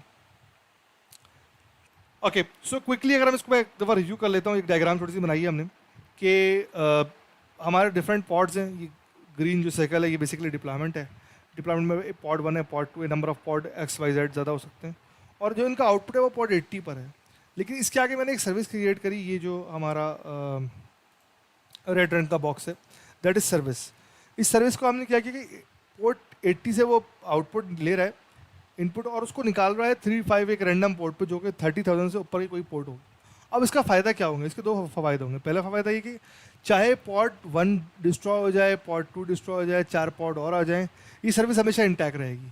जब भी कहीं बाहर से मतलब नोड के बाहर से रिक्वेस्ट आएगी और इस पोर्ट पर आएगी विद द IP डेफिनेटली, तो वो अच्छा, सो सर्विस क्रिएट की, सर्विस ने क्या किया कि बेसिकली एक वर्चुअल कनेक्शन बना दिया आपका नोड से आपके डिप्लॉयमेंट तक। अब चाहे पॉड डिस्ट्रॉय कोई भी हो, नंबर ऑफ पॉड ऐड हो माइनस हो, they all will be directed toward port 80, और पोर्ट 80 का जो भी इनपुट आएगा इस पोर्ट पर विद द आईपी वो हमेशा इस पर रिडायरेक्ट होगा। तो हमने ये चीज़ जाके एक्सपोज भी कर ली, देख भी ली हमने कि हमने डिप्लॉयमेंट को एक्सपोज किया, हमने पॉड को एक्सपोज नहीं किया। तो जैसे ही डिप्लॉयमेंट एक्सपोज हुई है, पोर्ट 1 हो या पोर्ट 2 हो, डिप्लॉयमेंट का आउटपुट जो भी आएगा वो हमने लोकली भी चेक कर लिया था कल करके, और हमने इस पोर्ट को डाल कर उस पे हमने उसका आउटपुट भी गाइड कर लिया था। ठीक हो गया। सो ये एक थोड़ा सा ब्रीफ इंट्रोडक्शन है। और अगर लोकली अगर है तो क्लस्टर पर तो फिर कोई मसला ही नहीं, नॉर्मली बाय डिफ़ॉल्ट जो सर्विस होती है ना वो क्लस्टर आईपी होती है, लेकिन यहाँ पर हमने सर्विस जो क्रिएट की थी वो नोड पोर्ट की थी। Thank you. So before going to the YAML, हम थोड़ा सा एक YAML को डिस्कस करते हैं, फिर हम डिफरेंट YAML की कॉन्फ़िगरेशंस को उठाएंगे और उसको हम रन करेंगे और देखेंगे उसका क्या आउटपुट आता है, और क्या आर्म पॉड डिप्लॉयमेंट जो हमने कमांड से प्रोड्यूस की थी और YAML से प्रोड्यूस की थी वो सेम है या सेम नहीं है।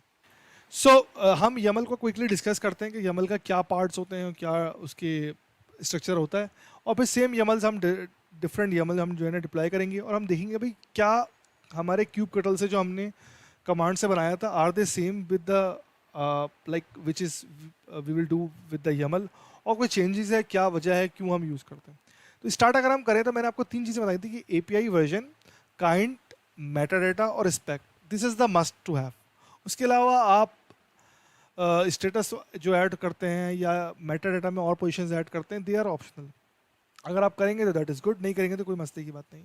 मेटाडेटा में name is very important, name space जो है वो बाय डिफ़ॉल्ट होता है, अगर आप नहीं डालेंगे तो जो है वो डिफ़ॉल्ट उठा लेगा। लेकिन अगर आप कहीं काम कर रहे हैं किसी और नेम स्पेस में, फिर तो नेम स्पेस डालना मस्ट टू हैव हो जाएगा, क्योंकि अदरवाइज अगर आप नहीं डालेंगे तो वो बैक टू डिफ़ॉल्ट चले जाएगा। अच्छा, अगर आप दोबारा हम इस पर आएँ YAML के ऊपर, और मैं अपना पेन भी खोल लेता हूँ। ओके,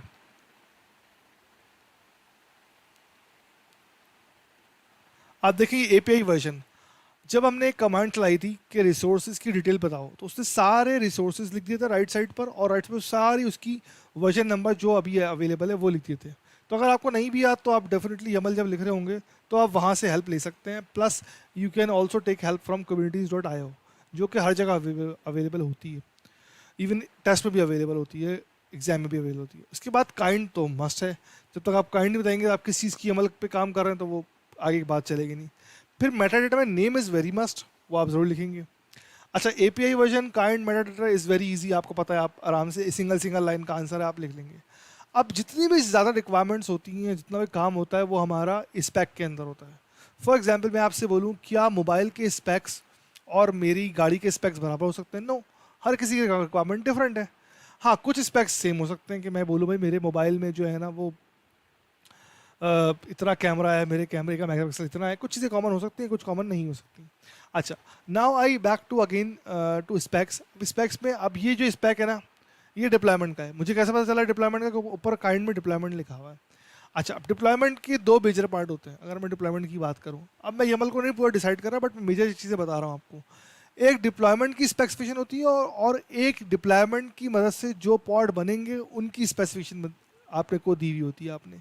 तो पहले आपने क्या किया, स्पेक के अंदर आपने कहा सिलेक्टर, कि भाई पहले एक डिप्लॉयमेंट के अंदर क्या चीज़ आए, वो आए जिसका लेबल जो है वो ऐप और Nginx हो। और कितने डिप्लॉयमेंट चाहिए मुझे, कितने रेप्लिका चाहिए मुझे? सिर्फ 2 चाहिए, because 2 is overwritten over here. ठीक है। अब उसके बाद जितनी भी कॉन्फ़िगरेशन है वो टेम्पलेट के लिए। टेम्पलेट क्या है कि इसकी डिप्लॉयमेंट की वजह से जो पॉड बनेंगे उनकी क्या डिमार्केशन होगी, उनकी क्या स्पेसिफिकेशन होगी, वो यहाँ मैं लिखूँगा। मेटाडेटा में लेबल्स आ गए कि जो पॉड बने उसका label app is equal to Nginx होना तो मस्ट है। अगर वो नहीं होगा तो वो डिप्लॉयमेंट के अंदर आएगा ही नहीं। अक्सर ये क्वेश्चन बहुत आता है कि भाई डिप्लॉयमेंट बना दिए लेकिन पॉड नहीं आ रहे उसके अंदर, वो लेबल मिसमैच है या लेबल गलत दिया हो या लेबल दिया हुआ ही नहीं है। उसके बाद स्पेक्स, अब कंटेनर के क्या स्पेक्स है? कंटेनर जो बनेंगे वो सारे Nginx के होंगे, उसका वर्जन 1.14 होगा और उसका नाम Nginx ही होगा, और पोर्ट 80 पे काम करेंगे। अब मैं आपसे एक क्वेश्चन करता हूँ, anybody can answer on the mic as well, कि अगर यही YAML मैं पॉड के लिए लिखूँ तो मैं क्या क्या चीज़ें डालूंगा? सिर्फ नाम बता देंगे ये चीज़ें मैं डालूंगा। पोर्ट के लिए इमेज जरूरी होता है। किस इमेज के लिए पोर्ट बन रहा है। एग्जैक्टली, मतलब एपीआई काइंड वगैरह सब कुछ ज़रूरी है। स्पेक्स में आप हाँ नाम देंगे, आपने सही बोला, इमेज इज़ मस्ट। और अगर कोई वेबसाइट है तो आप उसका पोर्ट नंबर भी देंगे। अगर वो पोर्ट कोई लिनक्स कंटेनर है तो उसमें आपको पोर्ट देने की कोई ज़रूरत नहीं है। ठीक है, वेरी गुड। सो YAML का एक बेसिक आइडिया में हो गया। अच्छा, और आखिरी बात सबसे इंपॉर्टेंट जो मैं बहुत बहुत दफ़ा फोकस कर चुका हूँ, इंटेंटेशन या स्पेसिंग जिसको कहते हैं आप। अगर आप 10 स्पेस रख रहे हैं तो फिर हर जगह 10 स्पेस रखें आप। अगर आप डबल स्पेस रख रहे हैं तो हर जगह डबल स्पेस रखें। ये नहीं करें कि भाई, वरना वो पॉट क्रिएट नहीं होगा कि आपने मेटा डेटा के नीचे नेम में 2 स्पेस दे दिए लेकिन स्पेक के नीचे आपने 4 स्पेस दे दिए, तो इट विल नॉट वर्क। अब इसकी क्या लॉजिकल वजह है ये आप लोग सोचिएगा, एंड में मैं आपको बताऊंगा। ओके, सो ये हम प्लेग्राउंड पर आ गए हैं। मैं लॉगिन हूँ ऑलरेडी, मैंने कम्युनिटीज़ खोला ताकि मैं कम्युनिटीज़ में चले जाऊँ।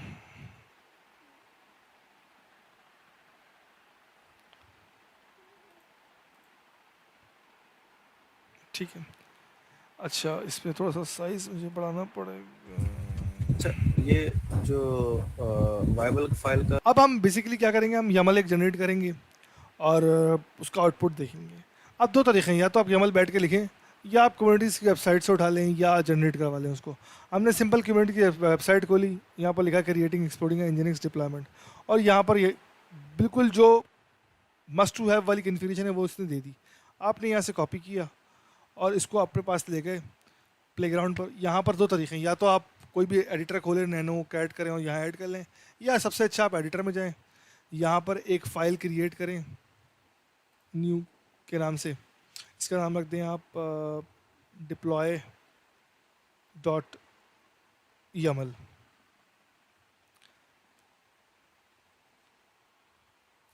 और ये फ़ाइल देख लें कहाँ पर है। ये फ़ाइल आ गई, यहाँ पर आपने वो पेस्ट कर दिया पूरा जो भी आपने कॉपी किया था। ठीक है ना। और उसके बाद सिर्फ एक चीज़ आपने ज़रूर देखनी है कि ये चीज़ रूट पर ही है, कहीं और तो नहीं है जहाँ पर मेरी फ़ाइल है। अगर कंफर्म नहीं हो रहा आपको, ये देखें वार के अंदर पड़ी हुई है, इसको आप ड्रैग करके यहाँ ले जाएं। उसके बाद आप जाएं टैब के अंदर और यहाँ पर चेक कर लें LS करके कि आपके पास वो फाइल अवेलेबल है या नहीं है। सिंपल एंड इसकी बात है। यहाँ पर देखें डिप्लॉय डॉट YAML पड़ी हुई है, कंफर्म करना है कि हाँ यही फाइल है, आप कैट करके देख लें उसको। ठीक है, ये फाइल आ रही है। अब यहाँ पर ये आ गई। अब मैं क्या करूँगा, इसको क्रिएट करूँगा। जो काम पहले मैं कमांड से कर रहा था वो मैं काम अब YAML से करूँगा। अभी राइट नाउ मैंने YAML में कोई चेंजिंग नहीं करी है। अगर आप चाहें तो YAML में चेंजिंग कर सकते हैं एडिटर में जाकर, यहाँ पर कि अभी रेप्लिका 2 दिए, मैं आप रेप्लिका 5 कर दें, 6 कर दें, वो हम बाद में करेंगे। तो हम यहाँ सिंपल लिखेंगे kubectl क्रिएट करो। क्या अभी हमें पता है क्या कौन सी रिसोर्स है, आप सिर्फ क्रिएट लिखते हैं -f की फाइल से क्रिएट करो। उस फाइल का नाम क्या है, डिप्लॉय। अब वो फाइल में जो काइंड होगी ना वो उसको उठा लेगा। ये मैं बात दोबारा रिपीट कर रहा हूँ कि जब आप क्रिएट कर रहे होते हैं ना बेसिकली, तो ये जस्ट राइट क्रिएट और आगे उसका पाथ दे देते हैं। अब पाथ यहाँ पर क्या है, -f है। -f मतलब फाइल से उठाओ। कहाँ से उठाओ, फाइल का नाम है डिप्लॉय डॉट YAML, या फिर डिप्लॉय डॉट YAML की जगह पर मैं कोई वेबसाइट का एड्रेस भी दे सकता हूँ जिस तरह मैंने लास्ट टाइम में दिया था, या अपना किसी रिपोजिटरी का एड्रेस भी दे सकता हूँ। अगर वहाँ YAML पड़ी तो डायरेक्ट आप यहाँ से भी YAML उठा सकते हैं। अगर आप बोलेंगे तो मैं आपको गिटहब की रिपोजिटरी का भी YAML दे दूंगा ताकि वो भी आपको आइडिया हो जाए। अच्छा, अब देखें ज़बरदस्त, ये अच्छा है, ये नॉर्मली बहुत आता है क्योंकि मैंने पहले एक और YAML बनाई थी और अब मैं इसमें जो YAML बनी हुई है नाम सेम है। तो ये बड़ी अच्छी चीज़ एक हो गई है कि आप इसको, ये चीज़ भी आपको ज़रूरत है। तो आप सिंपल क्या करें, kubectl करें और गेट ऑल करें, और जो आपका रिक्वायर्ड नहीं है वो आप डिलीट कर दें। जो हमने पहले बनाई थी वो भी इंजीनियर्स के नाम से थी, जो हमने हमारे वेबसाइट से बनाई थी। तो हम क्या करते हैं, kubectl डिलीट डिप्लॉयमेंट इंजीनियर्स। अब ये जब तक डिलीट हो रही है, जब तक हम एक काम करते हैं, हम अपने गिटहब पर ये वाला कॉन्फ़िगरेशन को पुट कर लेते हैं ताकि आपके पास इजीली अवेलेबल हो। आपको वेबसाइट पर जाना ना पड़े, आप डायरेक्ट यहाँ से उठा लें। ये मैंने एक रिपोजिटरी बनाई हुई, बहुत सारी बनाई हुई है, इसमें से ये वाली आपकी है। तो अब यहाँ पर हम एक फ़ाइल बनाते हैं। चलें, गिटहब का भी आपको आइडिया हो जाएगा जिसको नहीं है। ऐड फाइल करें, क्रिएट न्यू फाइल। यहाँ पर हम दे देते हैं डिप्लॉयमेंट डॉट यहाँ पे मैं एक काम करता हूँ, लिखता हूँ लैब, ये लैब फोल्डर के अंदर बने लैब फोल्डर, उसके अंदर डिप्लॉयमेंट डॉट YAML, और यहाँ से मैं कन्फिग्रेशन कॉपी करता हूँ and then I put over here. अब आप देख सकते हैं कि सारी कन्फिग्रेशन यहाँ पर आ गई है। अब ये लिंक आप यूज़ कर लें, यहाँ पर आपको सारी कन्फिग्रेशन मिल जाएंगी बारी बारी सारी। ये मैं लैब की कन्फिग्रेशन आपको दे देता हूँ, आपको सारी कन्फिग्रेशन यहाँ से मिल जाएगी। हम बारी बारी यहाँ डालते रहेंगे, आप यहाँ से उठा लीजिएगा। ठीक हो गया। फिर हम डायरेक्ट भी कर सकते हैं कि हम चाहे तो डायरेक्ट इसका जो लिंक है ना, हम kubectl क्रिएट करें, -f करें, यहाँ से उठा लें डायरेक्ट, ये भी हम कर सकते हैं। अच्छा, अब ये डिलीट हो चुकी है। अब हम करते हैं क्लियर, उसके बाद हम देखते हैं kubectl get all, ठीक है, नथिंग इज अवेलेबल। अब हम वो वाला काम करेंगे जो हमें पहले कर रहे थे। हम kubectl क्रिएट -f और इसका नाम है डिप्लॉय। अब क्या बोल रहा है ये, deployment nginx deployment is created. अब इस डिप्लॉयमेंट में क्या है ये हम चेक करते हैं। kubectl get all, इस में दो पॉड्स हैं, एक रेप्लिका सेट है एंड देन आर डिप्लॉयमेंट है। ठीक है, गुड टू गो। हम बड़े अच्छा, हमने हमारा बेसिक काम जो है वो जो हमने कमांड से किया था वही हम काम ने YAML से कर लिया। बट हम YAML से क्यों करते हैं कि हमारे पास ज़्यादा ऑप्शंस आ जाए अवेलेबल। अब हम जाते हैं वापस एडिटर के अंदर, ये आ गया एडिटर के अंदर। अब मैं जाता हूँ एडिटर के अंदर, थोड़ा सा मैं इस फाइल को मॉडिफाई करता हूँ, सही करता हूँ, स्पेसेस ज़्यादा आ रहा है। स्पेसेस से कोई मसला नहीं है, बट वो रीडेबिलिटी के लिहाज से बोल रहा हूँ, otherwise there is no issue. हाँ, अब रेप्लिका कितना लिखा है 2, मैंने कहा 2 नहीं करा भाई, मुझे 4 चाहिए, मैंने 4 कर दिया। अब रेप्लिका के अंदर चेंज किया मैंने, देख रहे हैं आप। एक क्वेश्चन किसी ने मुझसे किया भी था कि हम कहाँ पर चेंज करें। अभी इस जगह पर एक ही जगह आ रहा है, वहाँ पर मल्टीपल क्यों आया था कि वहाँ पर स्टेटस भी आ रहा था कि इस वक्त क्या रेप्लिका है, कितना डिज़ायर्ड है, वो सब काउंट आ रहा था। अब मैंने इस फाइल को सेव किया। अब मेरा जो पॉट चल रहा है उसमें कितने अब मैंने यहाँ 4 कर दिया है। अब मुझे कोई बताए कि इस वक्त मैं अगर दोबारा कमांड चलाता हूँ, कि पहले से मैं क्लियर कर दूँ, kubectl get all, अब कितने पॉड्स आएंगे मेरे पास। अभी तक आपने अप्लाई नहीं किया उस कमांड को, तो आने वाली है। एग्जैक्टली अभी बात 2 ही आएंगे क्योंकि मैंने उसको मैंने इम्प्लीमेंट नहीं किया, मैंने YAML में चेंज कर दिया। मैं वो काम कमांड से भी कर सकता था, मैंने YAML में जाकर चेंज किया, या कल को मैं YAML में जाके कोई और लेबल ऐड कर दूं कि भाई मुझे और भी कोई काम करना है। मैंने यहाँ पर एक लेबल और दे दिया कि भाई इसका ओनर कौन है, ओनर है भाई बैस, ठीक है, मैंने ये भी कर दिया। कल को मुझे क्या पता कि मैं कुछ ये काम भी करूं, लेकिन मैं यहाँ पर इसलिए ऐड नहीं कर रहा क्योंकि अभी कोई ऐसा पॉड नहीं है जो जिसका पर ये लेवल चल रहा है, तो इसलिए मैं ये काम फिलहाल नहीं कर सकता।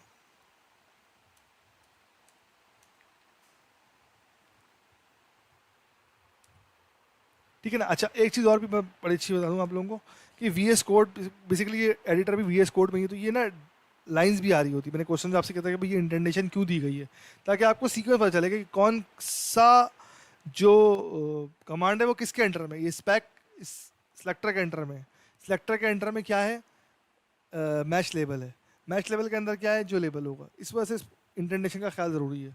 अब देखें, ये वाला स्पेक और ये वाला स्पेक डिफरेंट है। क्यों? ये पूरी डिप्लॉयमेंट का स्पेक है, ये डिप्लॉयमेंट के अंदर एक टेम्पलेट है उसका स्पेक है। ठीक हो गया। अच्छा, उसके बाद बैक करते हैं। अब मैं क्या करूंगा, अब मैं करूंगा kubectl अप्लाई, क्योंकि मैं अब क्रिएट नहीं कर रहा, मैं अप्लाई कर रहा हूँ। किसको अप्लाई करो?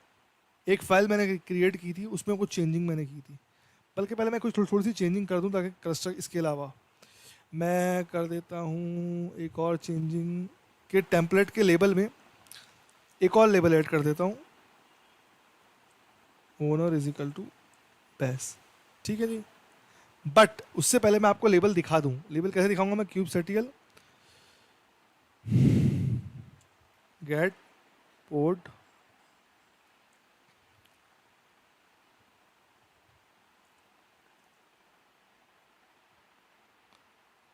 अच्छा, लेबल की कमांड होती है,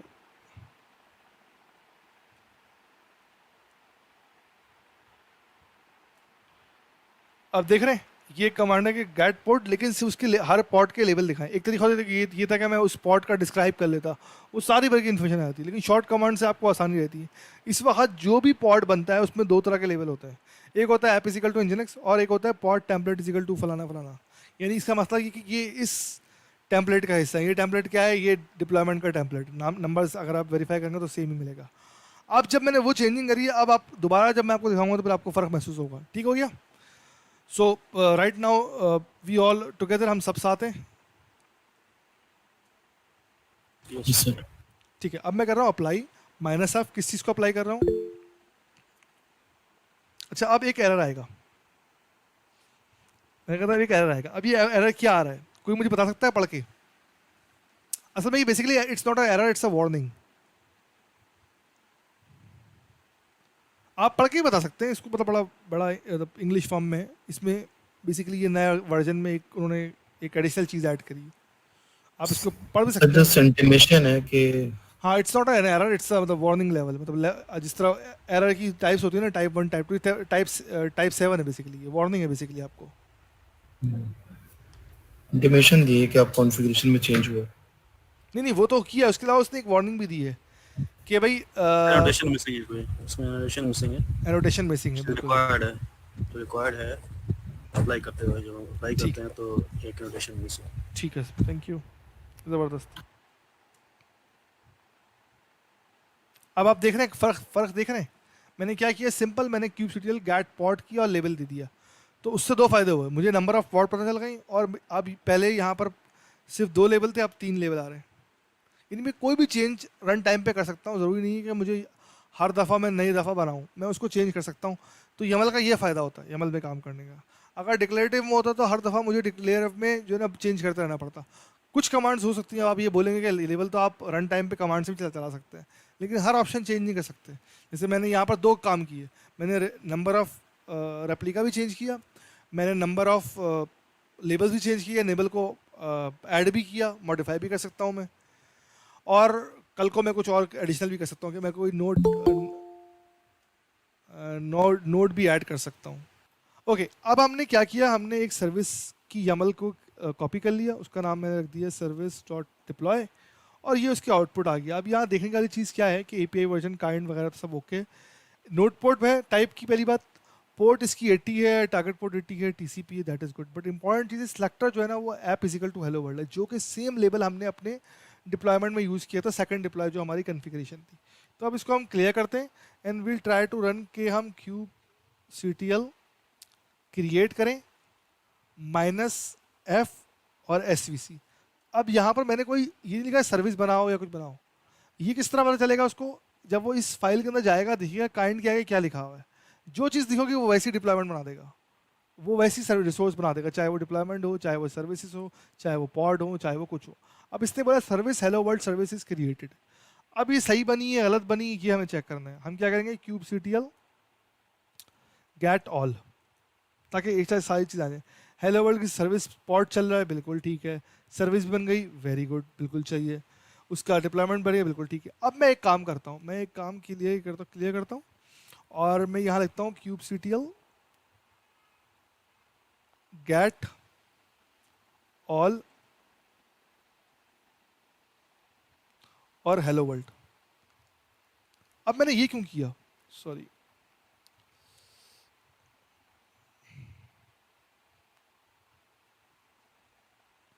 मैं इसको नई विंडो में करता हूँ। मैंने यहाँ पर ये क्यों किया, मैंने गेट ऑल नहीं लिखा, गेट ऑल के आगे मैंने नाम भी लिखा। वो नाम मैंने इसलिए लिखा कि ताकि मेरे पास और बहुत से मुझे वो सर्विस चाहिए जो हेलो वर्ल्ड से रिलेटेड हो। तो मुझे बेसिकली 2 ही सर्विस चाहिए, जो कि एक पॉड चाहिए और एक सर्विस चाहिए। kubectl ऑल, एक मुझे हेलो वर्ल्ड की डिप्लॉयमेंट मिल जाए और एक मुझे हेलो वर्ल्ड का सर्विस मिल जाए। सर्विस का नाम क्या है, SERV, ठीक है ना, ये 2 आ जाए। सी बोला एक सर्विस आप करें,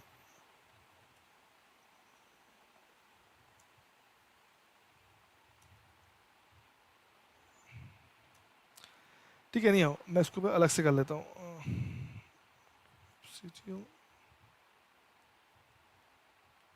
गेट SVC हेलो वर्ल्ड, ठीक है, ये सर्विस आ रही है। अब इसकी हम मजीद ओवर करके डिटेल भी सकते हैं, लेकिन हम अभी क्या करना है, हमने सर्विस क्रिएट कर ली, लेकिन हम लोकली चेक करें कि भाई सर्विस एक्सेसिबल है या नहीं है। तो मैं क्या कर सकता हूँ, दो ऑप्शन है, या तो मैं इसको कर्ल कर लूँ, या मैं इस पेज को ना, इस पोर्ट को अपने उसमें खोल लूँ। ठीक है ना, मैं इसको कॉपी करता हूँ और मैं जाता हूँ मेन्यू में और यहाँ पर ट्रैफिक पोर्ट में जाता हूँ।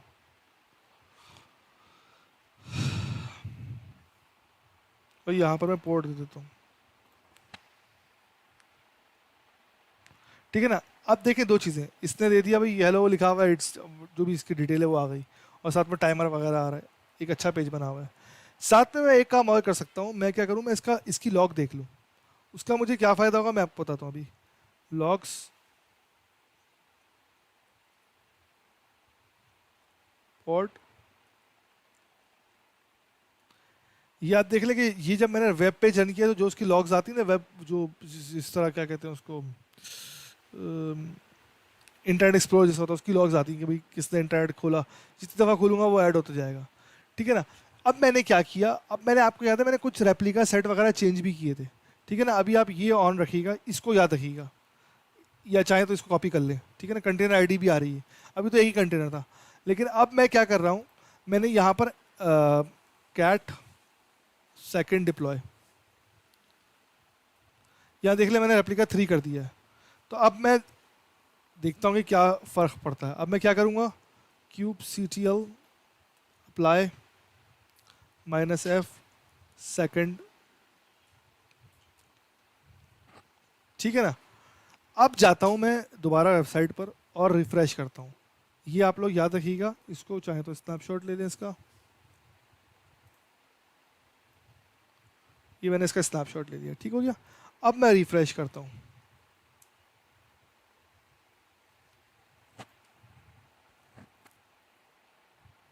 अच्छा, अब मैं देखता हूँ कितनी मेरी वो बनी हुई है, kubectl get pod। अब देखिए तीन बन गए, और हमारा अभी सर्विंग यहाँ से हो रहा था।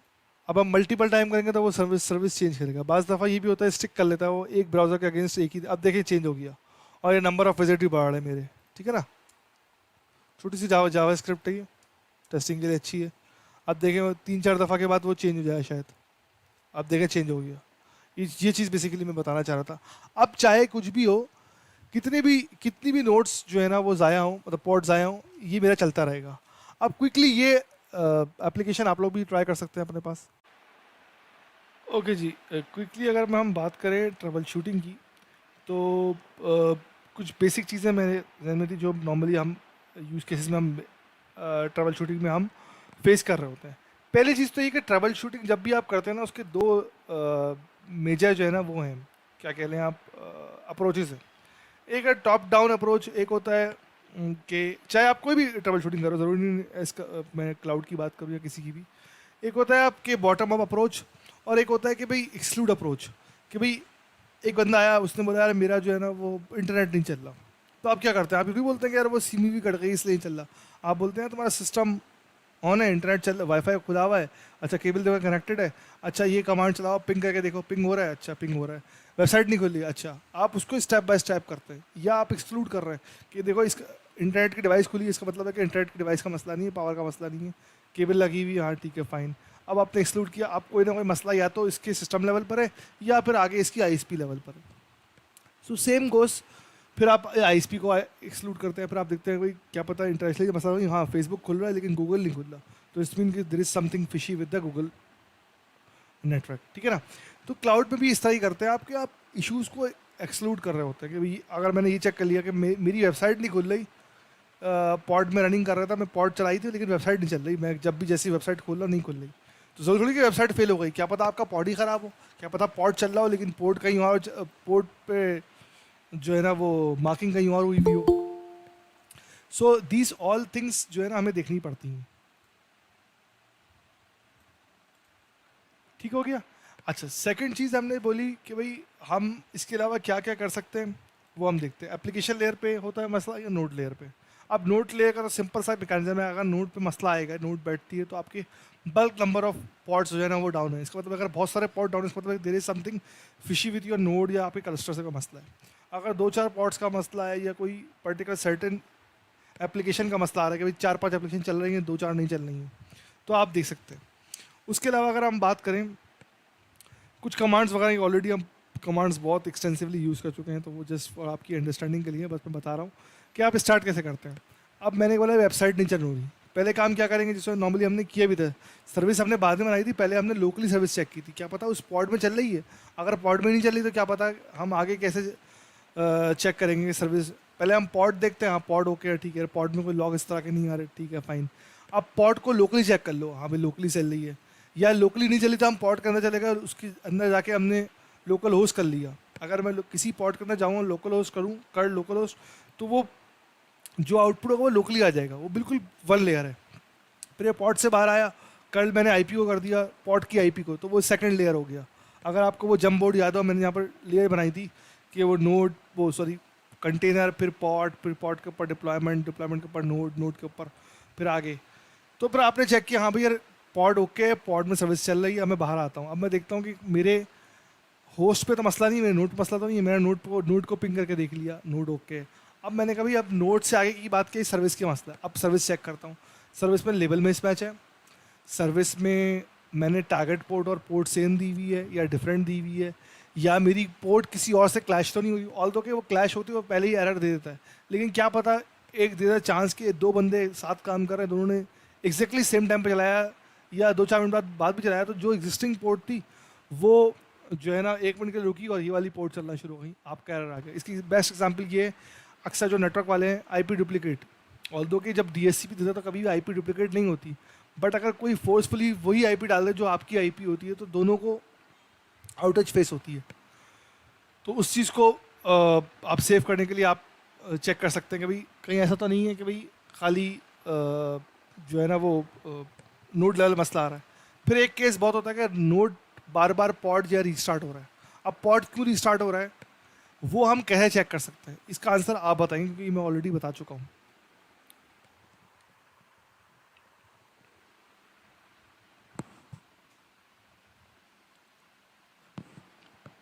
एक पॉड है बेसिकली हेलो वर्ल्ड, वो बार बार रीस्टार्ट हो रहा है। आप देख रहे हैं जैसे आपने गेट पॉड किया, ओवाइड किया, तो नंबर ऑफ रीस्टार्ट 2 लिखा हुआ आ रहा है और स्टेटस रनिंग में नहीं आ रहा, क्रिएटिंग में आ रहा है।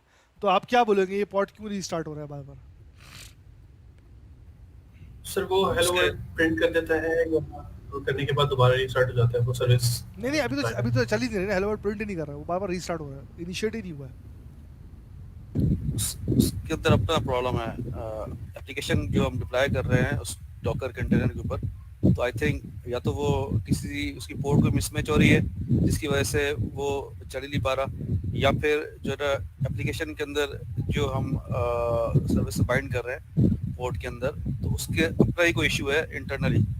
प्लस एक और कमांड बड़ी इंपॉर्टेंट है, log pod name minus previous, जो रीसेंट पॉड डिस्ट्रॉय हुआ ना वो आ जाएगा आपके पास।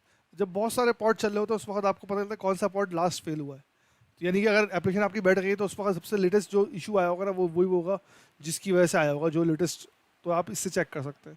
इस तरह आप डिस्क्राइब कर लेंगे तो डिस्क्राइब में तो A to Z हर इन्फॉर्मेशन आ जाती है, समझ ले पूरी उसकी लाइफ साइकिल आ जाती है कि इमेज कब उठी, पॉड कब बना, पॉड में क्या मसला आया, वो हमने ऑलरेडी काफ़ी एक्सटेंसिवली देखा था। डिस्क्राइब जो है ना, ये देखिए सर क्या ऐसा हो सकता है कि कॉन्फ़िगरेशन फाइल में जो हम YAML में लिख रहे हैं अगर उसके अंदर कोई प्रॉब्लम हो और बार बार उसको ट्राई कर रहा है इसलिए रिस्टार्ट हो रहा है वो? एग्जैक्टली जब अगर YAML गलत होगी, मैं आपसे कहता ना कि YAML देख के लिखेगा तो YAML क्रिएट ही नहीं करेगा। बल्कि मैं अभी इसको आपको एक एग्जांपल साथ में दिखा भी देता हूँ। एक YAML आप लें और उसमें कोई छोटी सी गलती कर दें, स्पेस की गलती कर दें, भले वो YAML क्रिएट ही नहीं होगी। पॉड तो बात की बात है ना, वो सर्विस ही क्रिएट नहीं होगी। अच्छा ये भी बंद हो गया मेरा, खुल गया।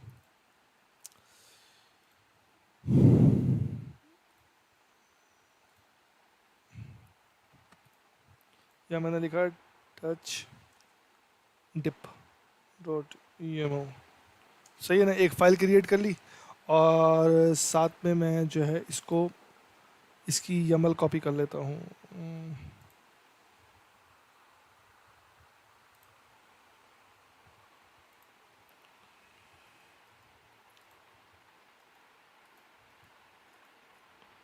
इसकी मैं YAML कॉपी कर लेता हूँ, कहाँ से उठाऊँ मैं,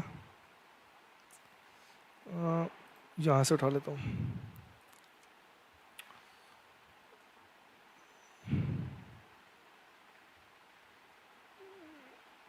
डिप्लॉयमेंट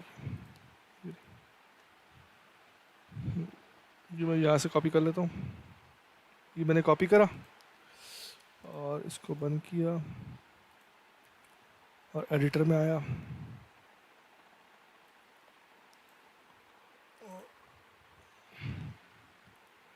यहाँ मैंने इसको कॉपी कर लिया। अब मैंने यहाँ पर क्या किया, मैंने इसको कर दिया नेम को, ये मैं बता ये इस तरह लिखा हुआ था, ठीक है। इसको मैंने सेव कर लिया। अब मैं इस पर आया, मैंने कहा भाई kubectl, ये आपको नज़र आ रहा है या इस बड़ा कर दूँ? kubectl create -f deploy, ठीक है ना। अब देखिए आप इसने डिप्लॉयमेंट क्रिएट कर दी, लेकिन पॉड का स्टेटस देखिएगा आप,